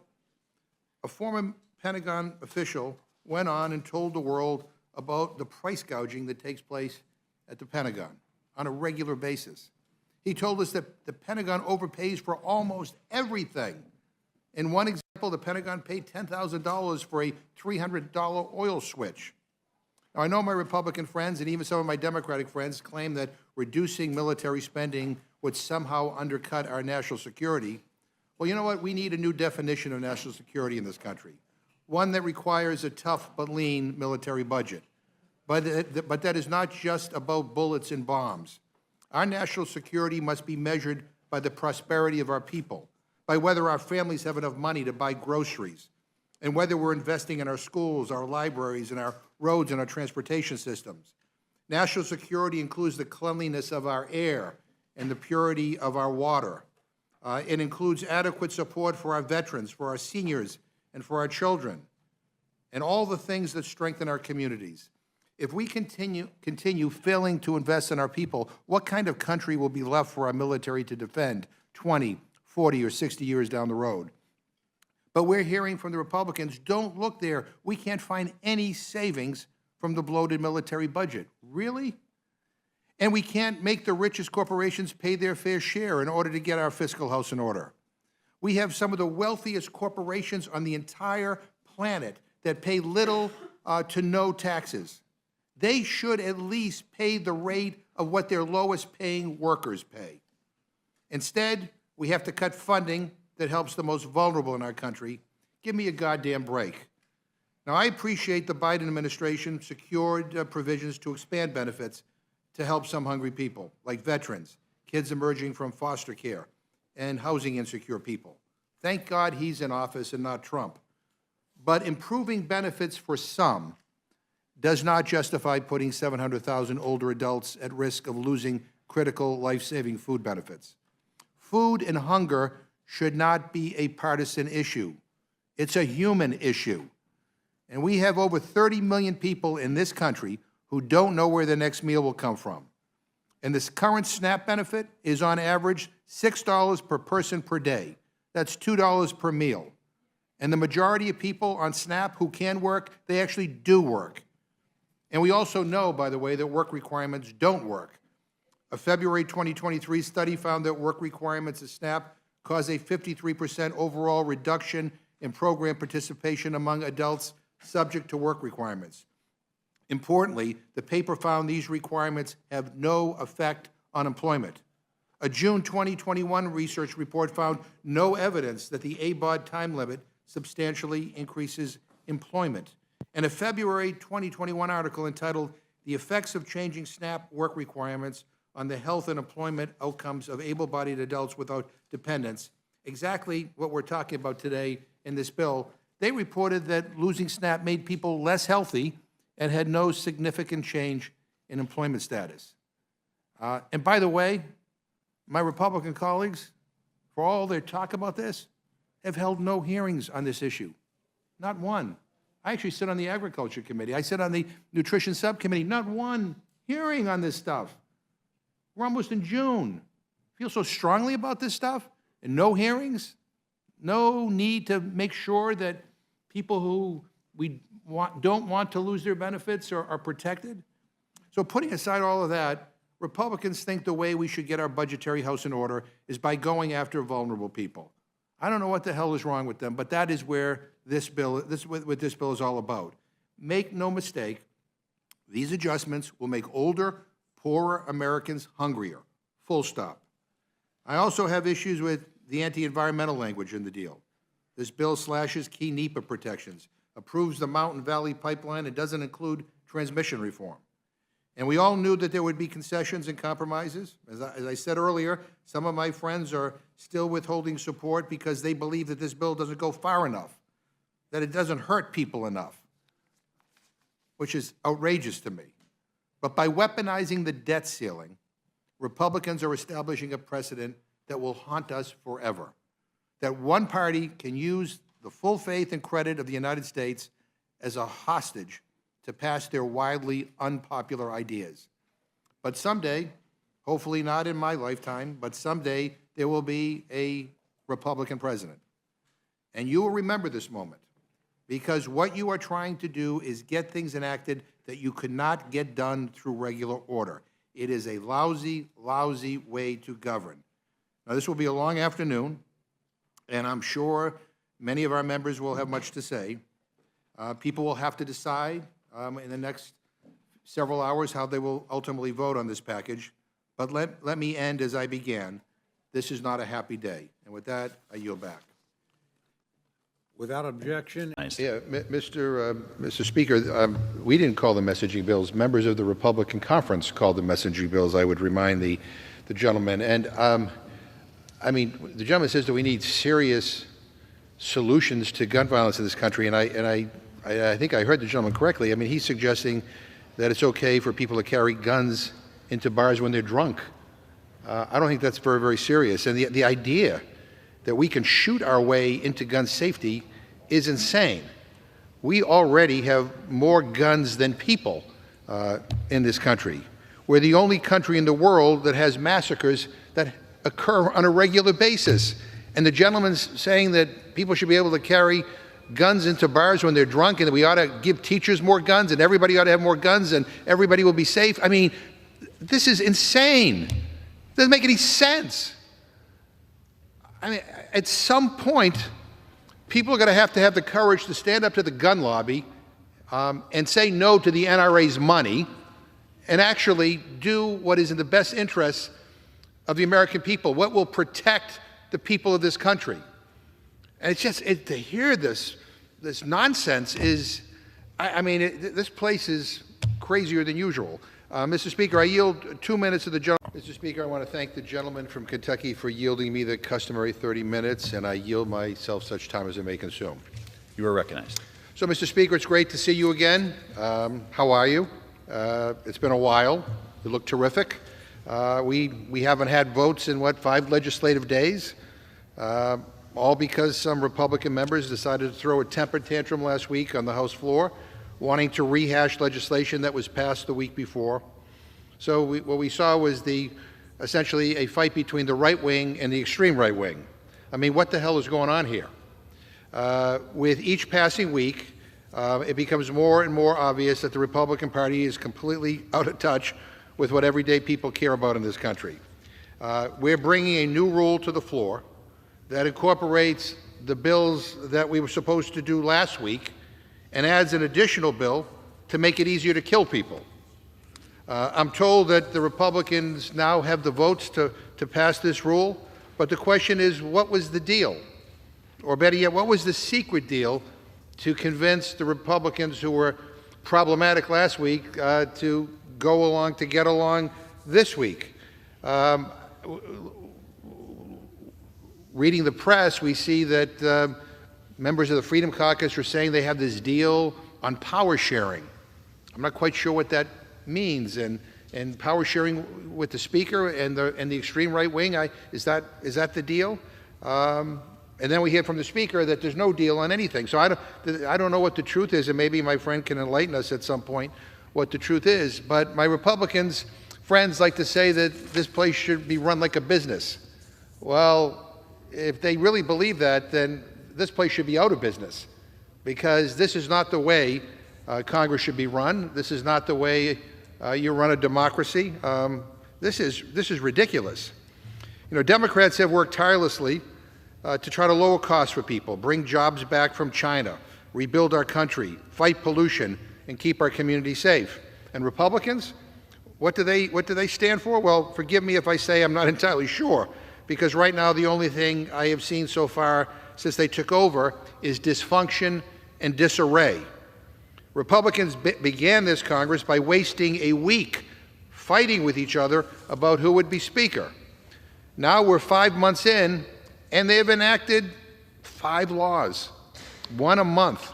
Boy, what an achievement. Even Democrats and President Trump were able to enact 21 laws at this point. And now the far-right fringe of the Republican Party, the same fringe that demanded Speaker McCarthy give them all of his power, has succeeded in even dictating to him what bills he can and can't bring to the House floor. This is important, and I want the American people to understand who is in charge here right now. It's not the Speaker of the House, it's not Kevin McCarthy, it's the far right of the far right. I mean, we have sitting members of the Republican conference right now openly advocating for civil war. These are the people calling the shots. Are you kidding me? In what world should the 11 most extreme people in the Republican Party get to dictate the entire agenda of a legislative body that represents 332 million people? What are we doing here, Mr. Speaker? We have smoke from wildfires clogging up our air. Scientists are telling us we need to do more on climate change, and yet we are passing messaging bills about gas stoves. By the way, that's not even me calling them messaging bills. It's a Republican saying that. And I quote, this is a Republican, "We do not need to leave D.C. early because messaging bills are not coming to the House floor." That was Congresswoman Boebert last week. Or how about this one, and I quote, "When we pass things around here that are messaging bills that don't do anything, is it really a loss that we aren't passing anything?" End quote. I mean, their own members are saying that the bills that they are passing do nothing. That we're essentially they're just playing a messaging game. Is this really the best we can do with all the challenges that we face in this country and around the world? Meanwhile, our constituents are begging us, they're pleading with us to do something about gun violence in this country. And what do Republicans do? How do they respond? By bringing to the floor a bill that makes it easier for the next mass shooter to kill more people. It is sick. 9 people outside a bar in Dayton in 2019. 10 people, including a police officer, at a grocery store in Boulder in 2021. 5 people in an LGBTQ nightclub in Colorado Springs in 2022. 6 people, including children, at a school in Nashville just a few months ago. What do they all have in common? They were all killed by mass shooters who used stabilizing braces. And by the way, the ATF rule that the Republicans are trying to overturn, contrary to what they say, doesn't even make stabilizing braces illegal. It doesn't ban them. All it does is it says that you need to register braces because they are used in a lot of mass shootings. But for Republicans, any amount of common sense gun safety regulation is too much. Why? Why? Because the NRA says so. Our kids are being slaughtered, for God's sake. Does anyone care? Do my Republican colleagues care at all that America's parents stay up wondering whether our kids will be the next one shot at a school or at a mall or at a movie theater or at their own graduation? People come up to me all the time and they ask me, why can't Democrats and Republicans just work together? I tell them I wish we could. There was a time when we did. I say to them, go online, and Google the bills that Republicans are bringing to the floor, and ask yourself why Republicans oppose background checks on a gun accessory that mass shooters use to kill people. Ask yourself if it's right that this bill was introduced by a Republican member of Congress, and you got to love this, who owns a gun store and makes millions of dollars by selling guns and these types of gun accessories that mass shooters use to kill people. Ask yourself if it makes sense that the only reason this bill is even on the floor is because Speaker McCarthy isn't even in charge of the House schedule anymore. The far, far, far right is. The craziest thing is this rule was inspired by guidance published under the Trump administration. Now let me repeat that. Even the Trump administration thought it was necessary to further regulate stabilizing braces. And I can't believe I'm about to say this, but I agree. If you want to know why we can't have real action when it comes to gun safety, follow the money. Follow the money. In the last decade, the NRA has spent more than $100 million to help elect Republicans who will support their extreme agenda. Follow the money. It's no surprise that the far right is demanding this bill, but it's a shame. How many more mass shootings need to happen? How many more kids need to die before my Republican colleagues pull their heads out of the sand and realize that the NRA's blood money is not worth the damage that is being done to our country? I wish I were wrong, Mr. Speaker, but sadly the cowardice and the moral bankruptcy on the other side of the aisle seems to know no bounds. Between the new concept of power sharing in the House, which really just means that the Speaker is going to have to keep a tiny minority of extremist members happy for the House to be able to function, and the fact that their party's front runner for the 2024 presidential election is being indicted with very serious charges for the second time this afternoon, I'm sorry to say that the Republican Party is a train wreck, and it doesn't bode well for what's to come. And with that, Mr. Speaker, I reserve my time. The gentleman reserves. Mr. Speaker, I spoke about the unproductiveness of my Republican friends and how they're squandering their all opportunities to help the American people since they've been in control. But let me just talk to you about some of the stuff that we did when we were in charge of this place. Let me just remind people, because of the Affordable Care Act, which I think almost everybody over there voted no on, 40 million Americans have health coverage under the ACA. Women have access to preventative health services like breast and cervical cancer screening at no cost to them. Prescription drugs are more affordable for older adults. Americans with disabilities are protected from discrimination on the basis of medical history or pre-existing conditions. And lifetime caps on essential health benefits are gone. They're gone. And since 2010, when the bill became law, Republicans have been obsessed. I mean, this is obsessed with tearing it apart. Under Republican under your majorities, under Republican majorities, we've voted nearly 70 times, 70 times, to repeal and undermine the law. Nearly 70 times Republicans have tried to dismantle a law that provides health care coverage to 20 million people and covers preventative health services. And today, Republicans are continuing this effort to undermine the ACA. It is maddening where their priorities are. It is maddening. And here's the deal. They know that they can't just repeal it outright because everybody doesn't want them to do that. So what they're doing is they're going after it bit by bit by bit, trying to chip away at the edges and trying to kill it through 1,000 cuts so that maybe people won't notice. People won't notice when essential benefits are no longer guaranteed. I mean, health care ought to be a right in this country, and we ought to be building on the ACA, not tearing it apart, not tearing it down, not trying to make it more difficult for people to get the essential services they need, not to try to give people plans that don't provide the coverage for whatever may occur to them and their families.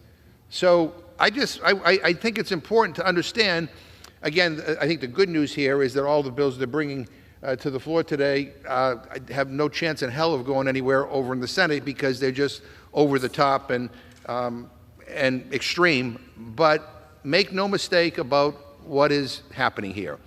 They have a target on health care. They have a target on Social Security. They have a target on Medicare.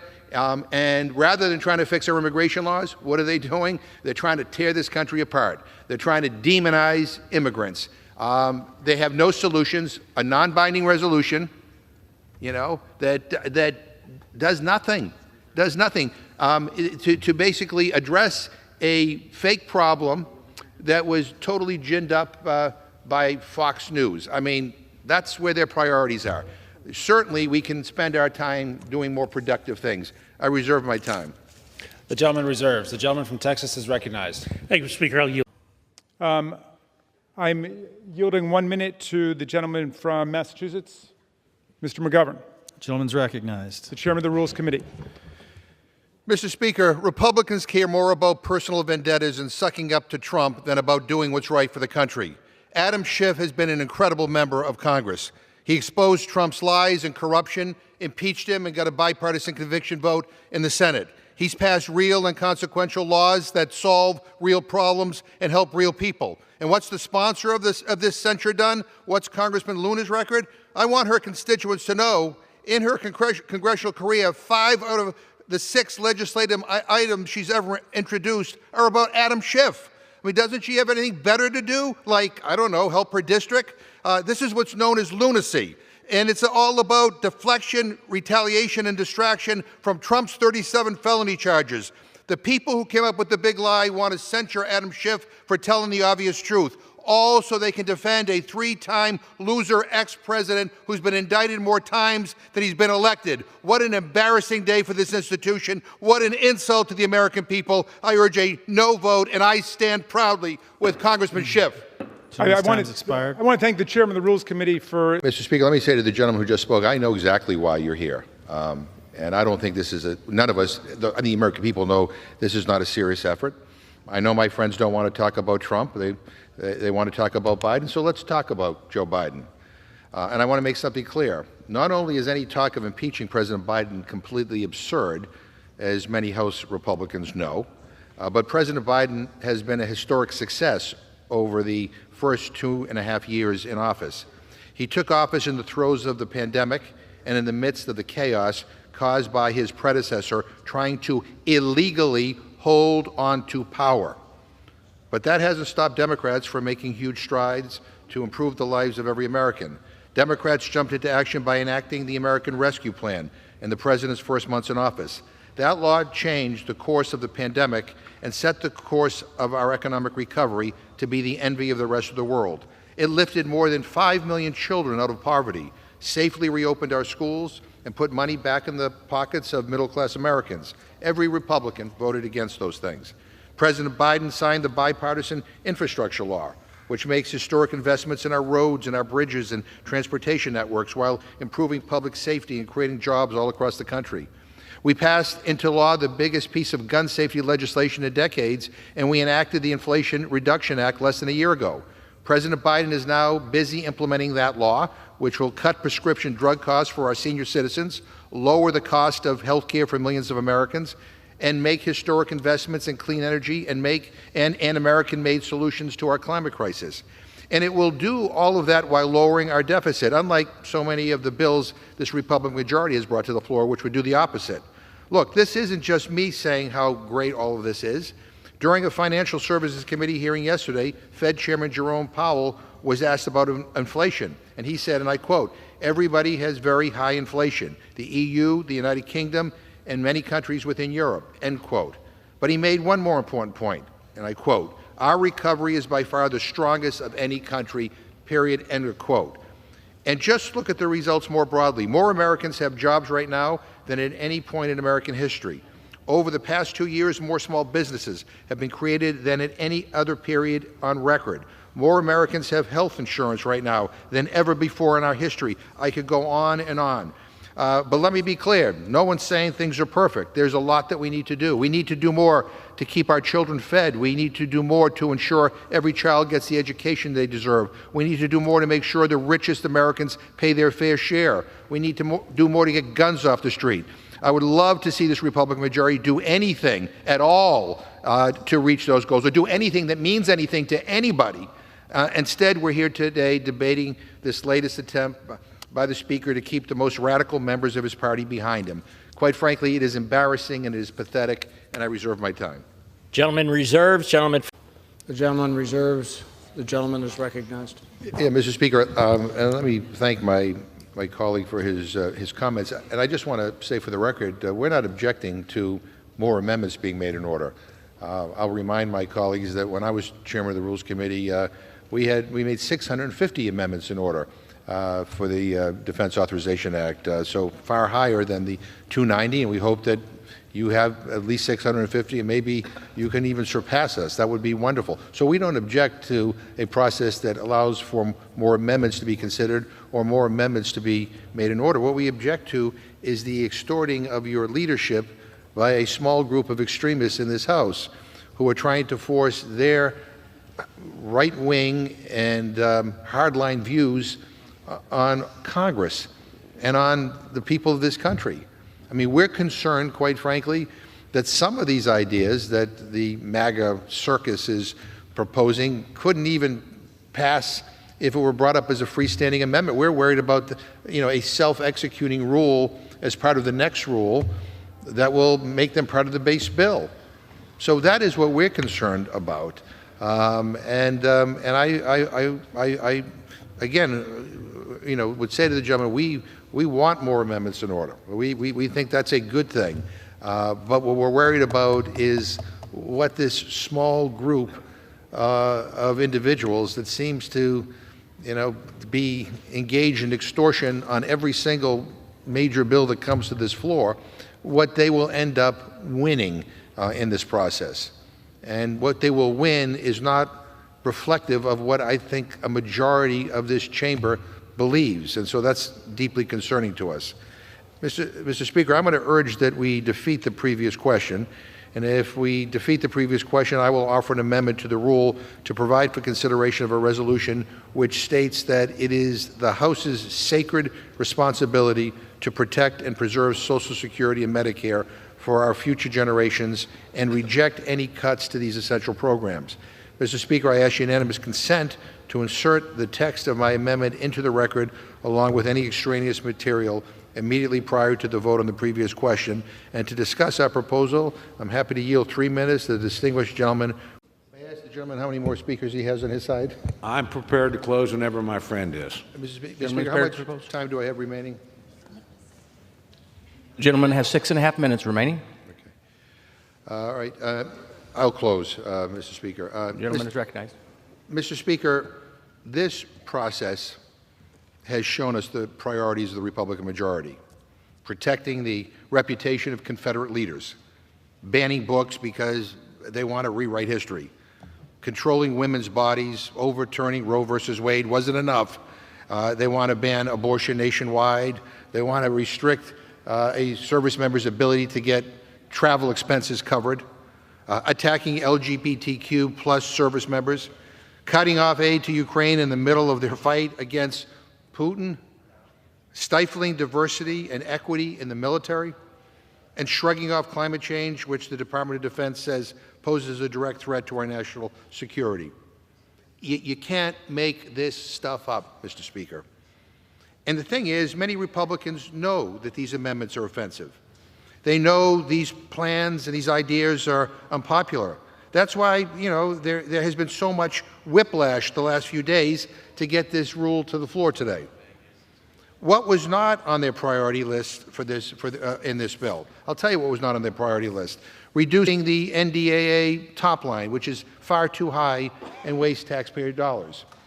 In their appropriations process, they're cutting monies from WIC and from Meals on Wheels, but they boost up the defense budget.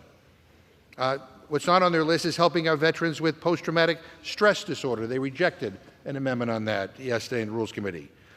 What's not on the list is protecting access to reproductive health care or ensuring the ability for transgender individuals to serve their country, or encouraging diversity and equity in all military ranks, or preventing the transfer of cluster munitions to all countries. And that's not even to mention the dozens of non-controversial Democratic amendments that would simply authorize reports on our national defense. This is ridiculous. And let me again remind everybody in this rule, 70 Republican amendments, 6 bipartisan amendments, and 4 Democratic amendments. On what planet is that even considered reasonably fair? This is outrageous. And again, a big chunk of the Democratic amendments, you may not agree with them, but we ought to have 10 minutes of debate and a vote up or down on them. They say that this is about getting woke out of the military. They blocked my amendment to help homeless vets get rides to medical appointments. What the hell is woke about that? They blocked it because it was woke. I don't even know what they're thinking. Look, if the extreme MAGA amendments pass and this NDAA bill passes on a partisan vote, it should not be seen as a victory for Speaker McCarthy. Barely passing a bill that usually passes with a supermajority is not a victory. And I wish him luck in negotiations with the Senate, where some of these policies will be non-starters. The Speaker of the House needs to grow a spine, not for his own reputation, but for the good of this country. This is a terrible, terrible process. These amendments are pathetic that have been made in order. They're offensive. It disrespects and diminishes this institution.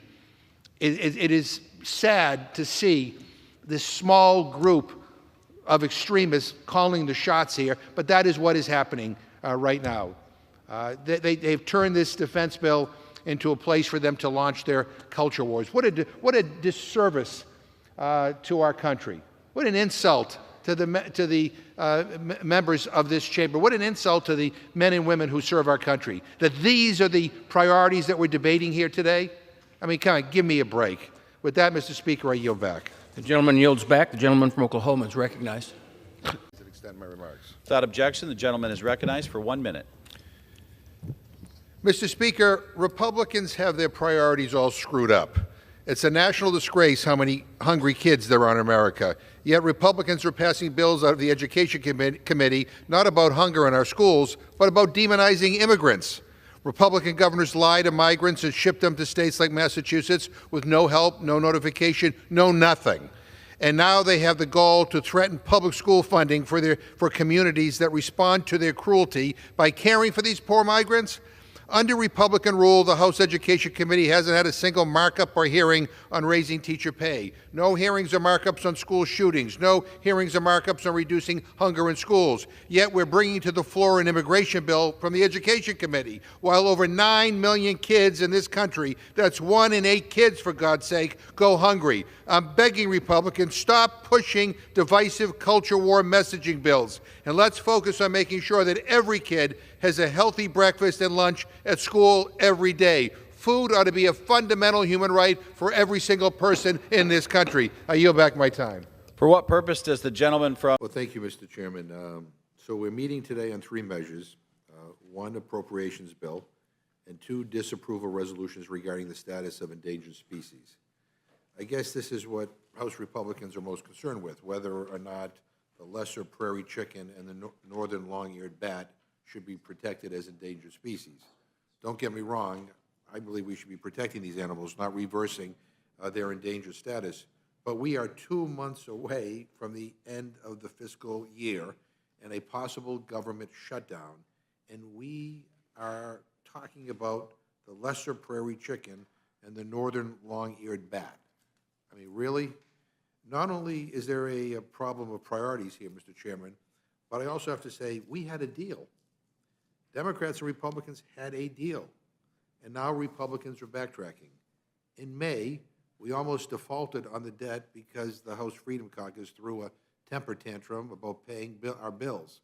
And while they were out here acting like children, President Biden and Speaker McCarthy struck a bipartisan agreement to avoid default. Part of that agreement was to set non-defense spending levels roughly flat for the next 2 fiscal years. That was what was agreed to. That was the deal. And that's not what we're seeing here. The appropriation bills for FY24 that we are seeing come out of committees are all well below what was agreed to with the Fiscal Responsibility Act. So I guess my question is, how are we supposed to negotiate in good faith with Republicans moving forward when Republicans are not able to hold up their end of the bargain? H.R. 4366 is the first and only appropriations bill to be brought before the Rules Committee this year. And frankly, it's a complete partisan mess. It has extreme policy riders that have turned what could have been a good bipartisan bill into yet another MAGA wish list. Less money for military family housing, failing to address the VA infrastructure backlog, shortchanging PFAS remediation and cleanup, eliminated dedicated climate and military-based resiliency efforts, and this one is just crazy because Republicans now think it's woke to protect our military bases from the extreme weather caused by climate change.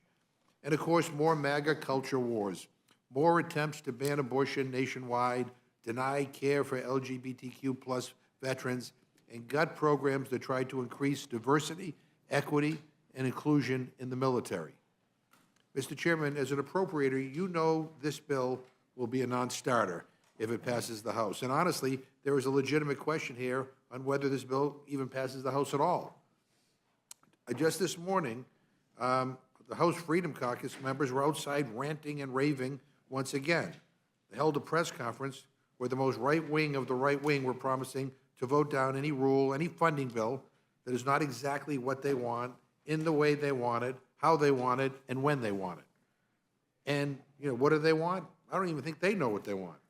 Up until now, all we've heard is how omnibuses and minibuses that package spending bills together are not the appropriate way to do things. I've heard that over and over and over from my friends on the other side of the aisle. Now we're hearing that the Freedom Caucus is more than okay with packaging the bills up and possibly even doing a continuing resolution to keep the lights on until the Republican conference can get its act together.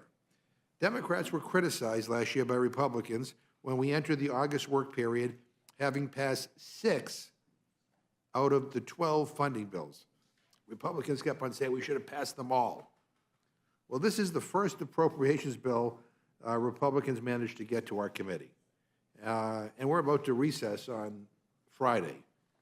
We have another one slated for consideration tomorrow, but even if everything goes perfectly over the next few days, which I don't know that it will, we're going to make 2 bills that my friends are going to deliver before the August recess.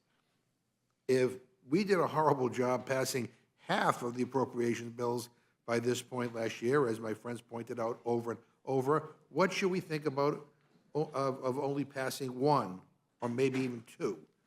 At this rate, we're on track for a government shutdown. And you know what one of our Republican colleagues said this morning? And I quote, "We don't fear a government shutdown. Most of what we do up here is bad anyway." That was Congressman Bob Good who said that. I can't believe I have to say this, but we should, in fact, fear a government shutdown. A government shutdown is a very bad thing that hurts our constituents. I know the last time our government shut down was a while ago, the longest in history because the previous Republican majority and Trump couldn't get their act together. But it seems important to remind everybody what a government shutdown means. In addition to demonstrating the dysfunction of Congress, it means anybody who requires assistance with their benefits won't get the help that they need. Applicants for Social Security and Medicare get turned away. Environmental and food inspections slow to a crawl. Air travel becomes more dangerous as many TSA agents and air traffic controllers get furloughed. It hurts our seniors. It hurts our veterans. It hurts people back at home. And the last shutdown cost our economy billions of dollars. But that's what we're facing if Republicans don't start taking this process seriously and get these bills done in a way that can earn the president's signature. We will have a shutdown, and it will be entirely thanks to the MAGA fringe who want our government to fail, who want to see the government go up in flames. That's their idea of success, because most of what we do up here, according to Republicans, is bad anyways. With that, Mr. Chairman, I yield back my time. Without objection, any prepared statements that our witnesses may have will be included in the record. And I just want to begin by saying I have the highest respect and admiration for you, and so I hope you don't take what I'm about to say personally. But Mr. Chairman, we find ourselves here once again meeting because of House Republicans' incompetence to work not just across the aisle, but with each other, incompetence to do basic math and count how many votes they have, incompetence to make promises in good faith and then stick to them, incompetence to plan ahead, incompetence to govern. And we've wasted another week here when we could have instead passed legislation to improve the lives of everyday people or have taken steps to ensure that our government doesn't shut down.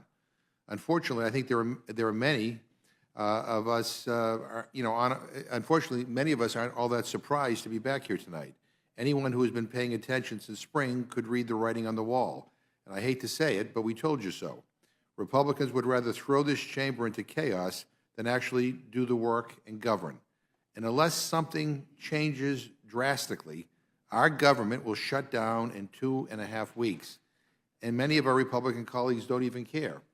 You know, in fact, a member of this committee said yesterday, and I quote, "If the government shuts down, let's shut it down," end quote. That's a member whose state, South Carolina, has over 20,000 residents who are federal employees, people who have mortgages and families and health issues and child care expenses. They can't afford to miss a paycheck. But it's all about scoring political points. I mean, all Republicans are focused on right now are three things: trying to shut down the government, trying to impeach the president, and trying to kick Kevin McCarthy out of the Speaker's office. And here's a crazy suggestion. Why don't you focus on doing things like make life better for everyday people? Why don't you focus on working with us to make sure that the government stays open and serves the people we represent? Why don't you stop trying to score political points, stand up to the extremists, and start acting like adults? And with that, Mr. Chairman, I yield back. Well, I thank my friend very much. Quickly remind him. Mr. Speaker, I have the great honor of yielding 3 minutes to the gentleman from Massachusetts, our ranking member on the Rules Committee. Gentleman from Massachusetts Mr. is McGovern. recognized for 3 minutes. I thank the gentlelady for yielding so I can vent a little bit. I just saw a roll call story that is reporting that Republicans are pulling their continuing resolution today to weigh more cuts. I mean, are you kidding me? Their crummy CR contained an 8% across-the-board cut in almost every program that helps people. Everything from, medical research, WIC, Head Start, housing, even border security is cut by 8%. The only thing that's exempt is the military budget, the biggest bureaucracy in our government.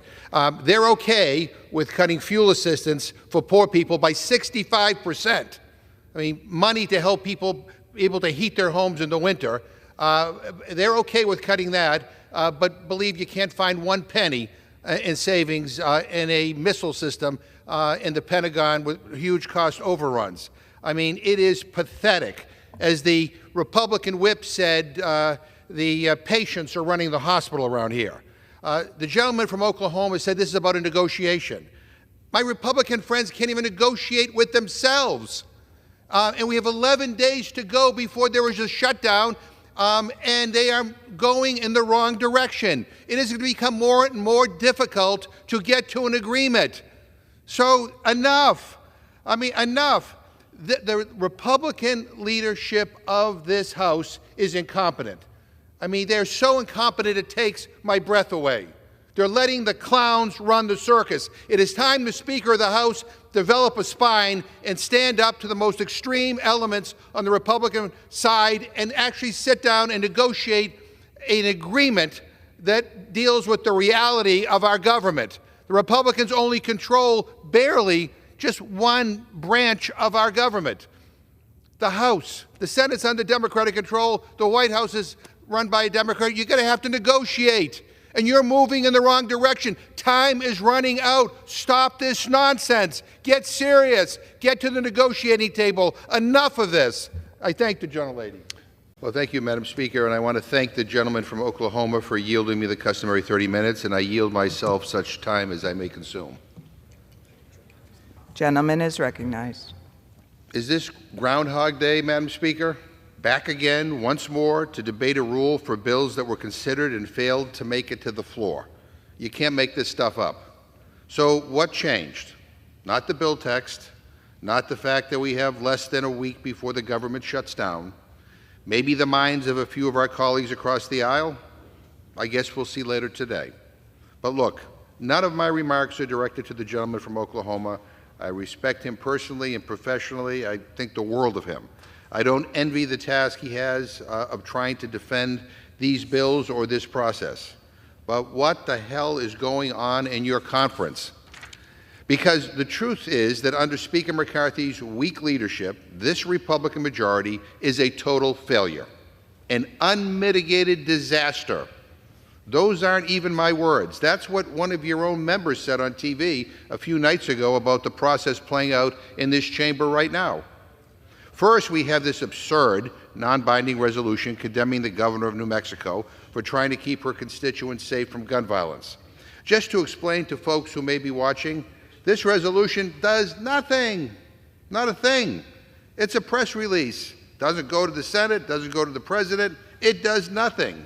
So we are doing that, and we are doing nothing right now to avert a government shutdown. I mean, this place is becoming, a chamber where we debate trivial issues passionately and important ones not at all. And then we have a ridiculous bill about liquefied natural gas. The House has already passed this bill not once, but twice. But of course, it makes sense to waste more time passing it again when a shutdown's looming and Republicans have no plan to keep the government running, right? This rule would also bring to the floor the Republicans' Department of Defense Appropriations bill. Yes, this bill has horrible, harmful policy riders that strip people's rights and push MAGA culture wars. It also reaffirms the Pentagon's bloated budget at a time when the far-right wingnuts are holding up all other appropriation bills because they feel they don't cut enough money from programs that help everyday Americans. And we still don't have a plan to fund the government. I know if some of my Republican colleagues had their way, we'd pass their continuing resolution that contains mindless, across-the-board spending cuts. My colleagues on the other side of the aisle want to cut funding for cancer research, for Head Start programs, for air traffic safety, for border security, and a 65% cut to heating assistance for families just as it's starting to get cold. Talk about cruel. Now, these cuts aren't just cuts, they cost us. Do people realize what Head Start does? It invests in kids from low-income families so they can have more opportunity in life. The return on investment is almost $10 for every $1 spent. Cancer research. Do Republicans realize that investing in cancer research now saves us healthcare costs, not just now, but down the road, and it saves lives? Their appropriation agenda cuts all this and more. But you know where Republicans refuse to cut from? This bill, the Pentagon, the biggest, most expensive bureaucracy in our federal government, the Department of Defense. So for whatever reason, it's okay to cut programs like WIC that help feed pregnant moms, but they can't find a single weapon system where there's any waste? I mean, and I'm happy to provide numerous articles and reports from my colleagues about the cost overruns in so many of these wasteful missile systems. The defense spending bill, which is the most extravagant defense spending bill ever, failed a rule vote on Tuesday because the Republican conference is in absolute chaos. Best I can tell, no one on the other side of the aisle has any objection to the top-line number in the Pentagon bill, but yet they voted down the rule just the other day. I know that whipping votes can be difficult, but the number of backroom secret deals and late-night seances Republicans have had to hold this year to revive bills from the dead is astounding. And I'm afraid things will only get worse as we near September 30th. Republicans are acting like the end of the fiscal year just snuck up on them. Newsflash, the deadline to fund the government isn't some big secret. They've had months to prevent a government shutdown. But the reality is that not once have Republicans given us a bill that can keep the government open. Republicans barely control one half of one branch of government. And yet, they act like they're king of the hill, like it's their way or the highway, that nothing else matters. The only way this slim House Republican majority can keep the lights on is if they get Senate Democrats and the president to agree. But they haven't even begun to reach across the aisle to negotiate because they're busy negotiating amongst themselves. Hell, at this rate, they might not even be able to get Senate Republicans to agree, given how extreme their conference has become. Madam Speaker, this majority is a failure. The clowns are running the circus. The day Speaker McCarthy handed his gavel over to the clown show, this was the inevitable outcome. But there is a different path that we can choose right here and right now. Work with Democrats to prevent a shutdown. Work with us to keep the government open. Work with us to honor the deal you made earlier this year. It is time for the ringmaster of this circus, Kevin McCarthy, to stand up to the clowns and say, enough with the extremism and the blackmail. Stop wasting time and work with us to get this done in a bipartisan way. And with that, I reserve my time. The gentleman from Oklahoma is recognized. I'll now yield to my good friend, our ranking member, Mr. McGovern, for any remarks he wishes to make. Well, thank you, Mr. Chairman, and I want to thank our witnesses for being here on such short notice. This is now our third meeting this week, 1 week before the government shuts down, and we are meeting to consider a rule for 4 appropriation bills, none of which represent even the slightest move towards bipartisanship or attempt to work with Democrats. Yesterday on the floor, I said this was starting to feel like Groundhog Day because we keep doing the same thing over and over and over again, expecting a different result. But today, I think this place is starting to feel more like the Twilight Zone. We all know we're hurtling towards a shutdown, yet my friends on the other side of the aisle are terrified, scared stiff by a small handful of extremists in their own conference. It's like we're traveling through another dimension, a dimension not only of sight and sound, but of Republican chaos, a dimension where somehow their leadership claims they don't want a shutdown, yet continues to cave to the people who want a shutdown. That's a signpost up ahead. What's our next stop? Another failed rule? Look, I know it makes sense to do appropriation bills before government funding lapses, but maybe, just maybe we should have done the work before our August work period. Republican leadership had months to work on and whip these bills, and yet we are just getting around to considering them now, like a few days before a shutdown. The bottom line is that House Republican leaders have brought this chamber to a standstill because of their utter and complete inability to govern. Clearly, the ongoing civil war within the Republican conference has sucked all the air and all the reason out of the room. Democrats can't negotiate with this majority because they're busy negotiating with themselves. They do not have a plan. They do not have a strategy. They are, frankly, just not that good at this. And their chaos and confusion come at a cost, and that cost is a shutdown. A shutdown would be awful for our economy and awful for Americans. I know it would be great for some of my Republican colleagues, and I'm sure it would be also great news for Donald Trump and our foreign adversaries who are rooting for us to fail. It would interrupt federal programs and services that provide millions across the country with vital lifelines. It would disrupt thousands of people's pay, putting pressure on families who might not be able to afford mortgages, to put food on their tables, child care expenses, health care costs, and more. It would hurt our economy, increase unemployment rates, lower GDP, and make it harder to pay down our debt. And yet, nothing we are doing today will help avoid a shutdown. Where is the CR? Where is the reasonable, responsible, bipartisan CR that can pass?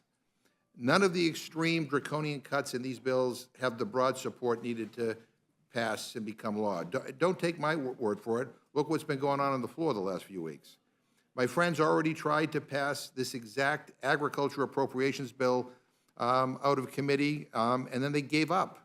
I presume because they didn't have the votes to pass it on the floor.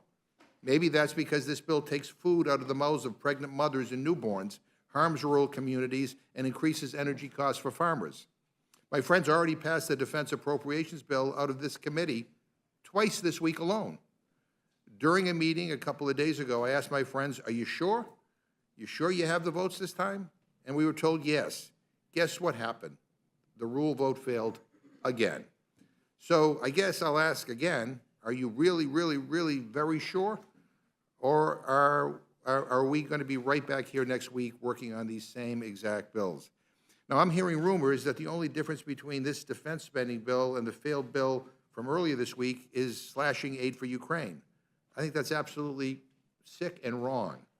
I mean, I have actually been to Kiev, met with President Zelensky. I think I may be the only person in this room who has been on the ground in Ukraine and seen what Russia is doing there. President Zelensky was here yesterday, once again explaining how this money isn't a handout. It's in America's interest and the entire world's interest that freedom and democracy prevails. And now we learned that Speaker McCarthy refused President Zelensky's request for a joint meeting of Congress. Given how far some members on the other side of the aisle go to praise Putin and apologize for Russia, I can't say that I'm surprised. And now we are considering two new appropriation bills for the first time, Homeland Security and State and Foreign Operations. The State and Foreign Operations bill abandons American global leadership and completely unravels the hard-fought credibility and influence that we've worked so hard to achieve on the world stage.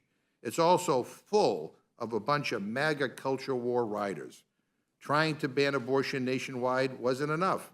Now Republicans want to ban abortion worldwide through the global gag rule. I mean, banning pride flags from flying alongside the American flag at U.S. embassies? I mean, with all the problems in the world, that's what we're focused on? I mean, are you kidding me? And this Homeland Security bill spends billions on a ridiculous and outdated border wall that will do nothing at all to stop illegal border crossings. It cuts funding for terrorism prevention and cybersecurity protection.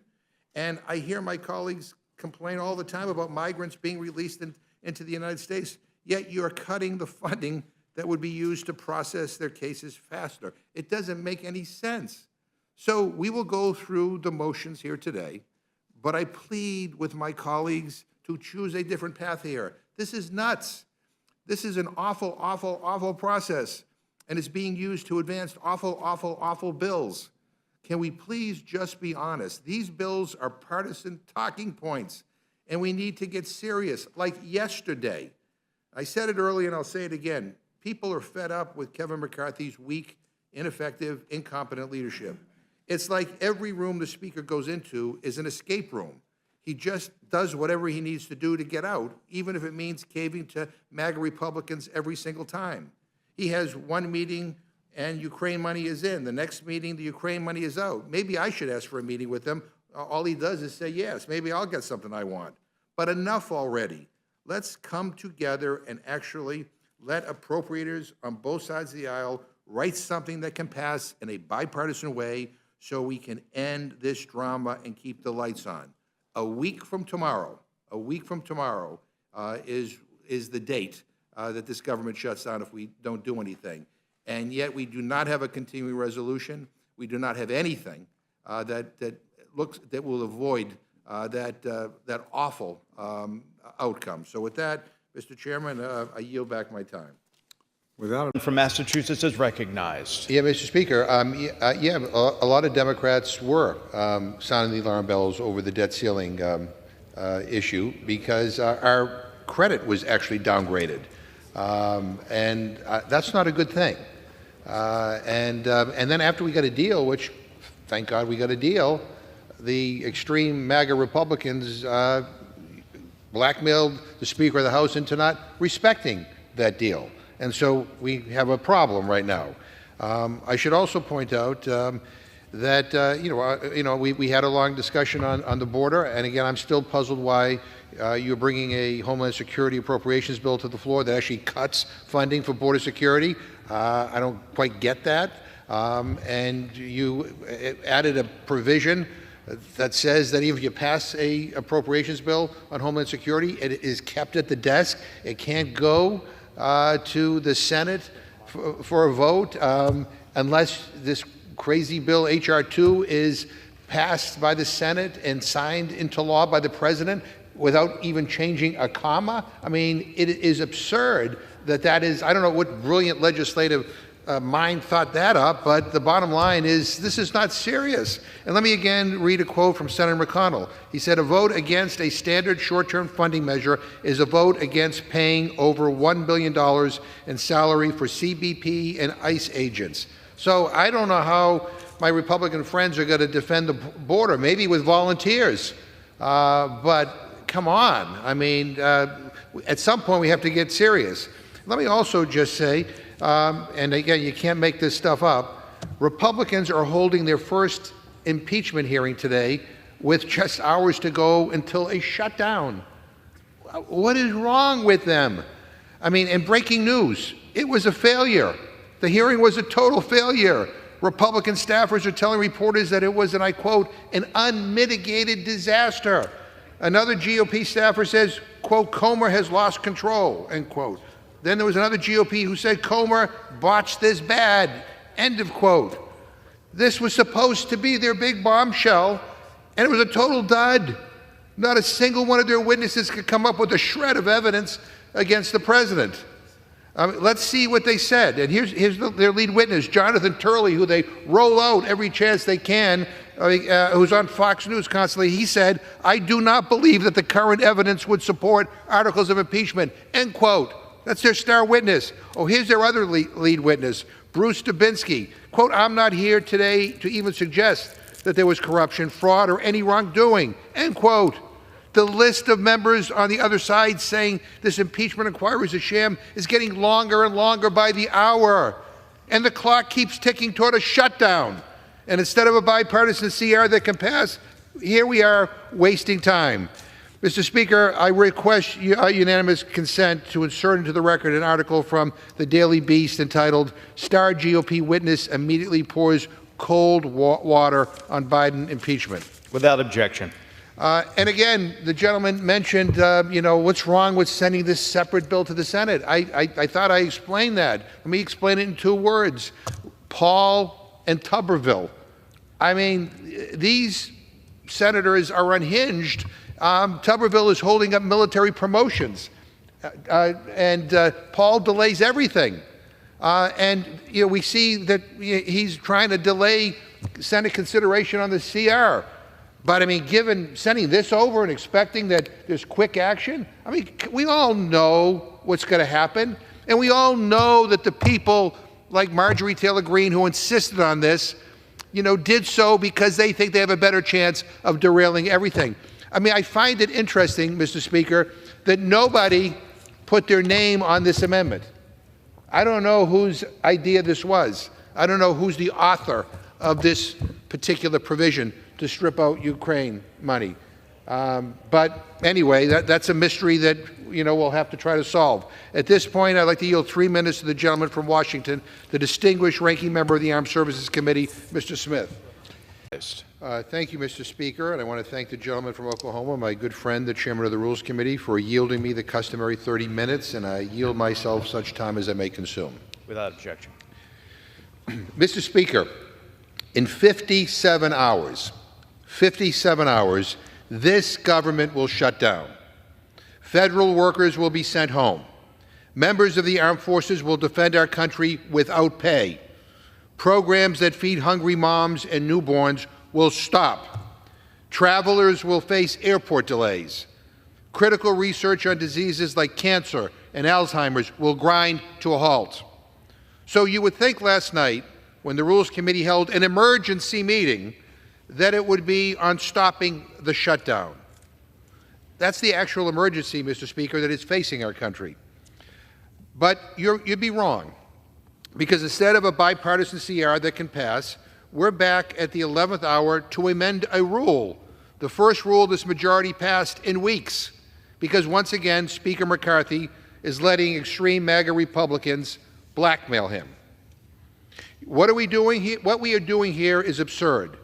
This assistance for Ukraine has been in the defense bill for years, well before the latest invasion by Russia. This isn't even the Ukraine funding that President Zelensky asked for, or the funding the administration requested. This shouldn't be controversial. First it was in the bill, then it wasn't, then it was. Then yesterday we had a standalone vote on Ukraine funding, and the House voted overwhelmingly 339 to 93. A majority of the majority, an overwhelming vote against stripping the Ukraine assistance in this bill. And instead of accepting that loss, extreme MAGA Republicans are blackmailing Kevin McCarthy. And here we are rigging the rules to undo that vote. They want to overturn the will of this House. They refuse to accept the fact that they lost. What is it with Republicans refusing to accept when they lose? Why can't you accept the loss? Why can't you respect the vote? I guess there's a pattern here. We see that when they didn't want to accept the presidential election. And here we see on the House floor, when the extreme MAGA right-wing Republicans don't get their way, when they lose overwhelmingly, they can't accept the loss. They go to the Rules Committee and they say, rig the process. Did Trump call them and tell them to do this? I mean, this is so unbelievably wrong. The gentleman from Oklahoma has said some members have very strong moral objections to assisting Ukraine. Okay. I have strong moral objections to the billions and billions of dollars in blank checks that were given to the Pentagon. I have strong moral objections to the fact that we refuse to ban the transfer of cluster munitions to other countries around the world. But guess what? It's our job as members of Congress to weigh the pros and cons and vote yes or no. If people do not want to make those tough decisions, don't run for Congress. And I appreciate that the gentleman from Oklahoma voted for and supports giving Ukraine the tools they need to defend themselves. But what the gentleman is doing here is making it exponentially more likely that this Ukraine funding will not become law. Because if this doesn't make a difference, if these bills are moving together, and this is all just about giving people yet another chance to vote on something they already voted on, what's the point? I mean, the rule provides 30 minutes of debate on this sidecar Ukraine funding bill. 30 minutes, 15 minutes on each side. Boy, what a debate that's going to be. I mean, come on. And I'll tell you what the point of all of this is. And let me read you the words of our colleague Marjorie Taylor Greene when she left the Republican conference meeting this morning. She told the reporter, and I quote, "We're not funding Ukraine. That's what I heard in there," end quote. Well, let me inform the gentlelady, we all had a chance to vote our conscience, up or down. Those who voted to strike Ukraine aid could go home and tell their constituents that they voted to strike Ukraine aid. It's not that complicated. And what concerns many of us is the signal these extreme MAGA Republicans are sending to Putin. Putin is an authoritarian thug. What he is doing in Ukraine is sick.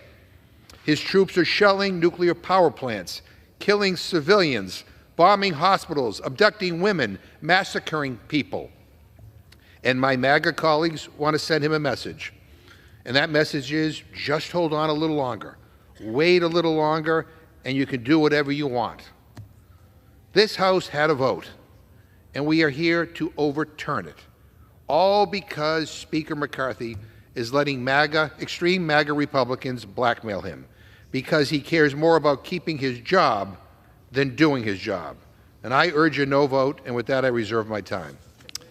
The gentleman from Massachusetts reserves. The gentleman from Oklahoma is recognized. Thank you very much. For voting for the CR and keeping the government open, although I am grateful, because I think many of us understand that a government shutdown would not be good for our economy, would hurt a lot of people.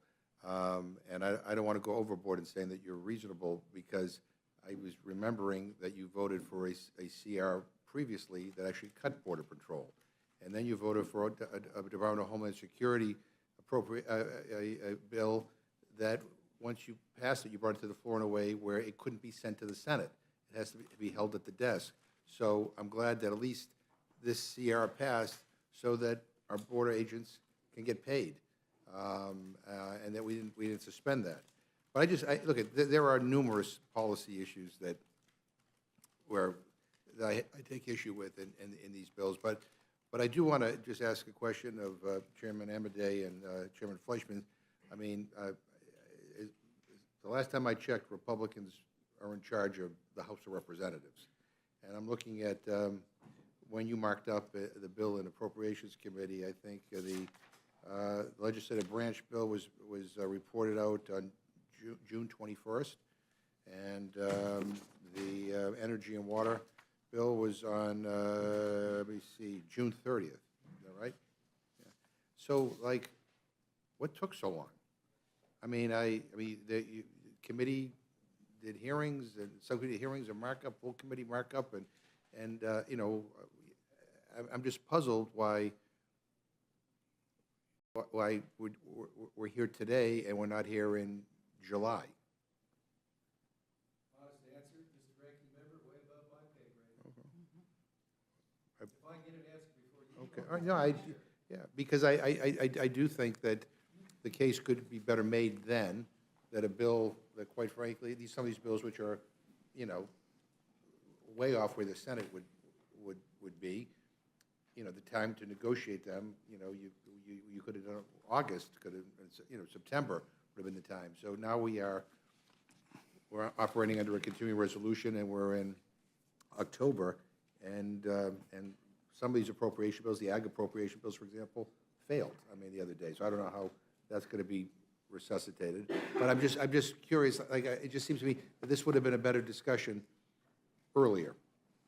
Well, the history is what it is, right. And usually the ledge branch bill in the queue goes much closer to the beginning.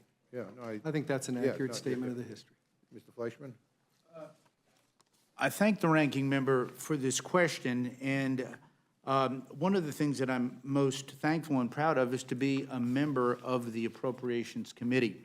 I will applaud the chair and the ranking member. Our meetings and our process, though not sometimes swift, has been exceedingly thorough. And if I may be specific, on the water side of our energy and water bill, we were very open and solicitous of community, congressional community projects, earmarks, from Democratic and Republican members. We received over 5,000 member requests on other issues throughout this process, and that's only one bill alone. And after having served on this committee for over a decade, in both the majority and the minority, it is a slow and arduous process, but it is a thorough process. And in comparison to our friends in the Senate year after year, I think the House has done a very laudable job in terms of getting its appropriations bills done.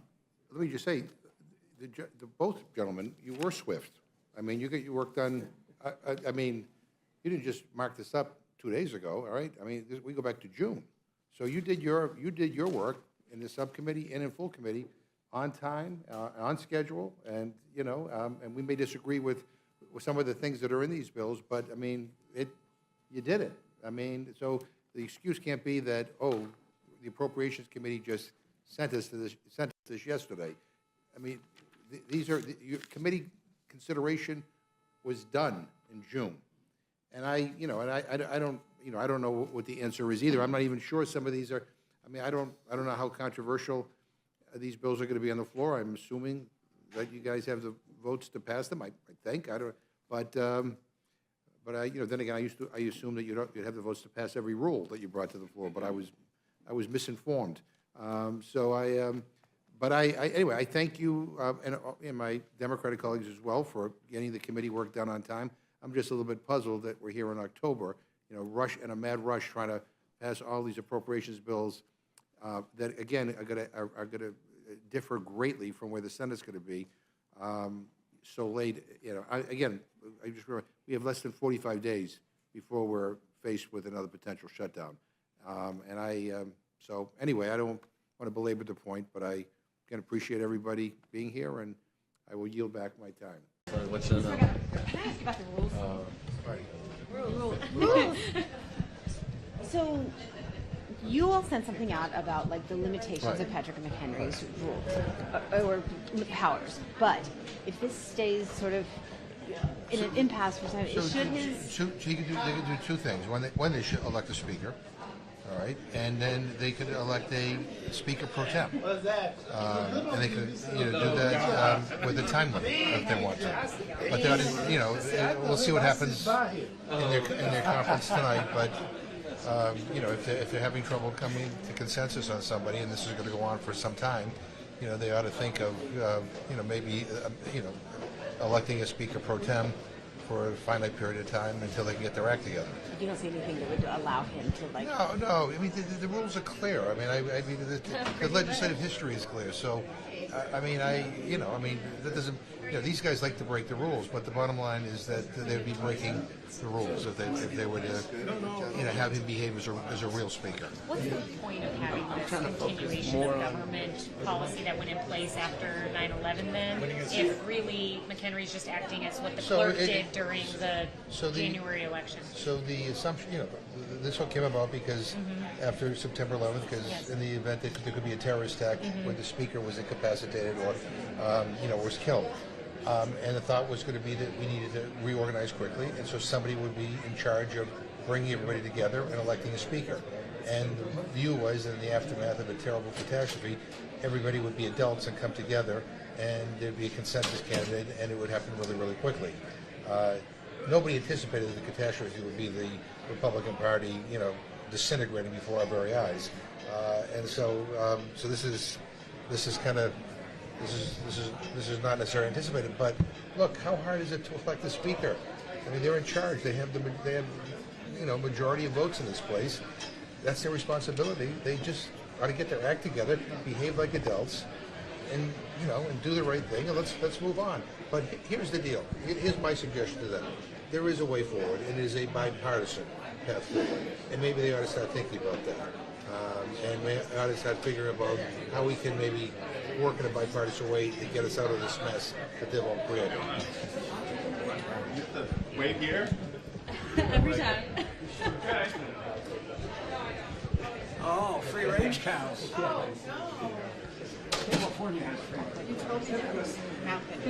Sure, thanks. The gentlelady. Chair recognizes the gentlelady from Pennsylvania. Thank you, and I'll first yield a couple minutes to Mr. I just want to say to my friend from Florida, if he doesn't want to collect taxes duly owed to the Treasury by millionaires, billionaires, and big corporations that routinely cheat on their taxes, that's on him. But my constituents have to pay taxes, and my constituents contribute to this economy. And they're sick and tired of those who are well-connected and well-off, who contribute lots of money to campaigns, getting off scot-free. So, but if that's not a priority of the gentleman, that's on him. The second thing is CBO, the Congressional Budget Office, is what we use to decide, what things are going to cost. Now, if all of a sudden, conveniently, we're going to say the CBO is wrong, well, then, and trust the Republicans to tell us, what's going to cost and what's not. I mean, we're in real trouble. I mean, the last thing that you guys did that you said was going to save us money was the Trump tax cuts. That cost us $2 trillion added to the deficit, right? No, nobody cares about that. But please, I mean, let's not, and you know that you are delaying this aid to Israel. That is what is happening here. I yield back, she can yield to you, Mr. Laurel. That's fine. Thank you, Mr. Minute to the distinguished gentleman from Massachusetts, the chairman of the Rules Committee, Mr. McGovern. Gentleman is recognized for 1 minute. Mr. Speaker, we should reject this resolution for a few simple reasons. First is protecting this institution. Look, I don't agree with a lot of what people say around here. I think a lot of what my Republican friends say is offensive and even racist. But I don't go around introducing censure resolutions.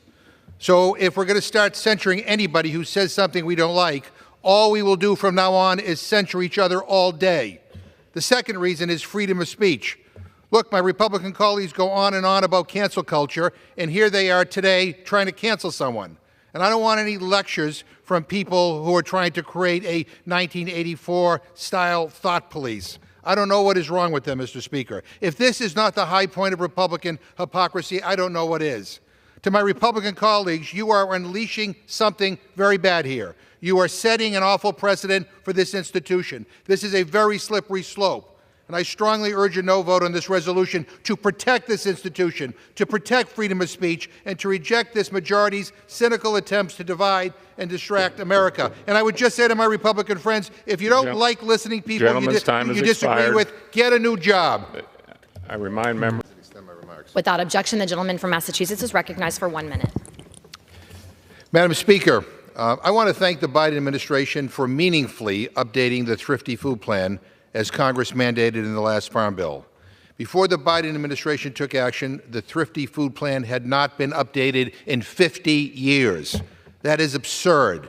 Needy families were having to make purchasing decisions based on data from half a century ago. But thanks to their updates, SNAP recipients now get an extra $1.40 per day. It's a small increase, but it means more people can make ends meet. And guess what? It's something that is real, that is already helping families buy groceries. And I'm so sick and tired of hearing my Republican friends play the inflation blame game. But then when it comes time to actually do something, to actually help families pay for groceries, Republicans are floating the idea of rolling back the Thrifty Food Plan update. I mean, really? What a rotten thing to do. As Congress works to complete the 2023 Farm Bill, I strongly urge all of my colleagues to join me in rejecting this cruel and cynical approach. Enough, for God's sake. I yield back my time. Gentleman's time has expired. For what purpose is the... Well, thank you, Mr. Chairman. It's good to see you. You know, in the last 2 weeks, both the Transportation, Housing, and Urban Development and the Financial Services Appropriation bills were pulled from the floor because Republicans didn't have the votes. The Agriculture bill failed floor passage and is considered all but dead. In fact, all 5 of the GOP's remaining appropriation bills have major issues. The ones we're considering this week have never been marked up in committee, and I hear it's likely that they too may fail. I don't call that regular order, I call that regular disorder. The way this place is being run is so far beyond incompetent. My Republican friends are trying to convince us to pass bills that they can't even convince themselves to pass. I mean, forget about bipartisan. These bills aren't even partisan. They're hyper-partisan. They're so awful they can't even get their own members to agree. Let's look first at H.R. 5894, the Labor, Health, and Human Services Education and Related Agencies Appropriation Act. It is a disaster. It drastically underfunds public schools and slashes teachers' jobs. It stifles life-saving medical research and cuts programs that support maternal and child health. Of course, like all their other appropriation bills, it contains a litany of MAGA culture war anti-abortion riders. Let me give the other side a little free advice. I don't know how many times I have to say it. The American people want you to stop trying to tell women what they can do with their bodies. At the ballot box in Congress and state legislatures, they just want you to stop. Pay attention to last week's elections in Ohio. Pay attention to every single time in every single state where abortion has been on the ballot. And not just in blue states. I'm talking about Kentucky, Kansas, Montana.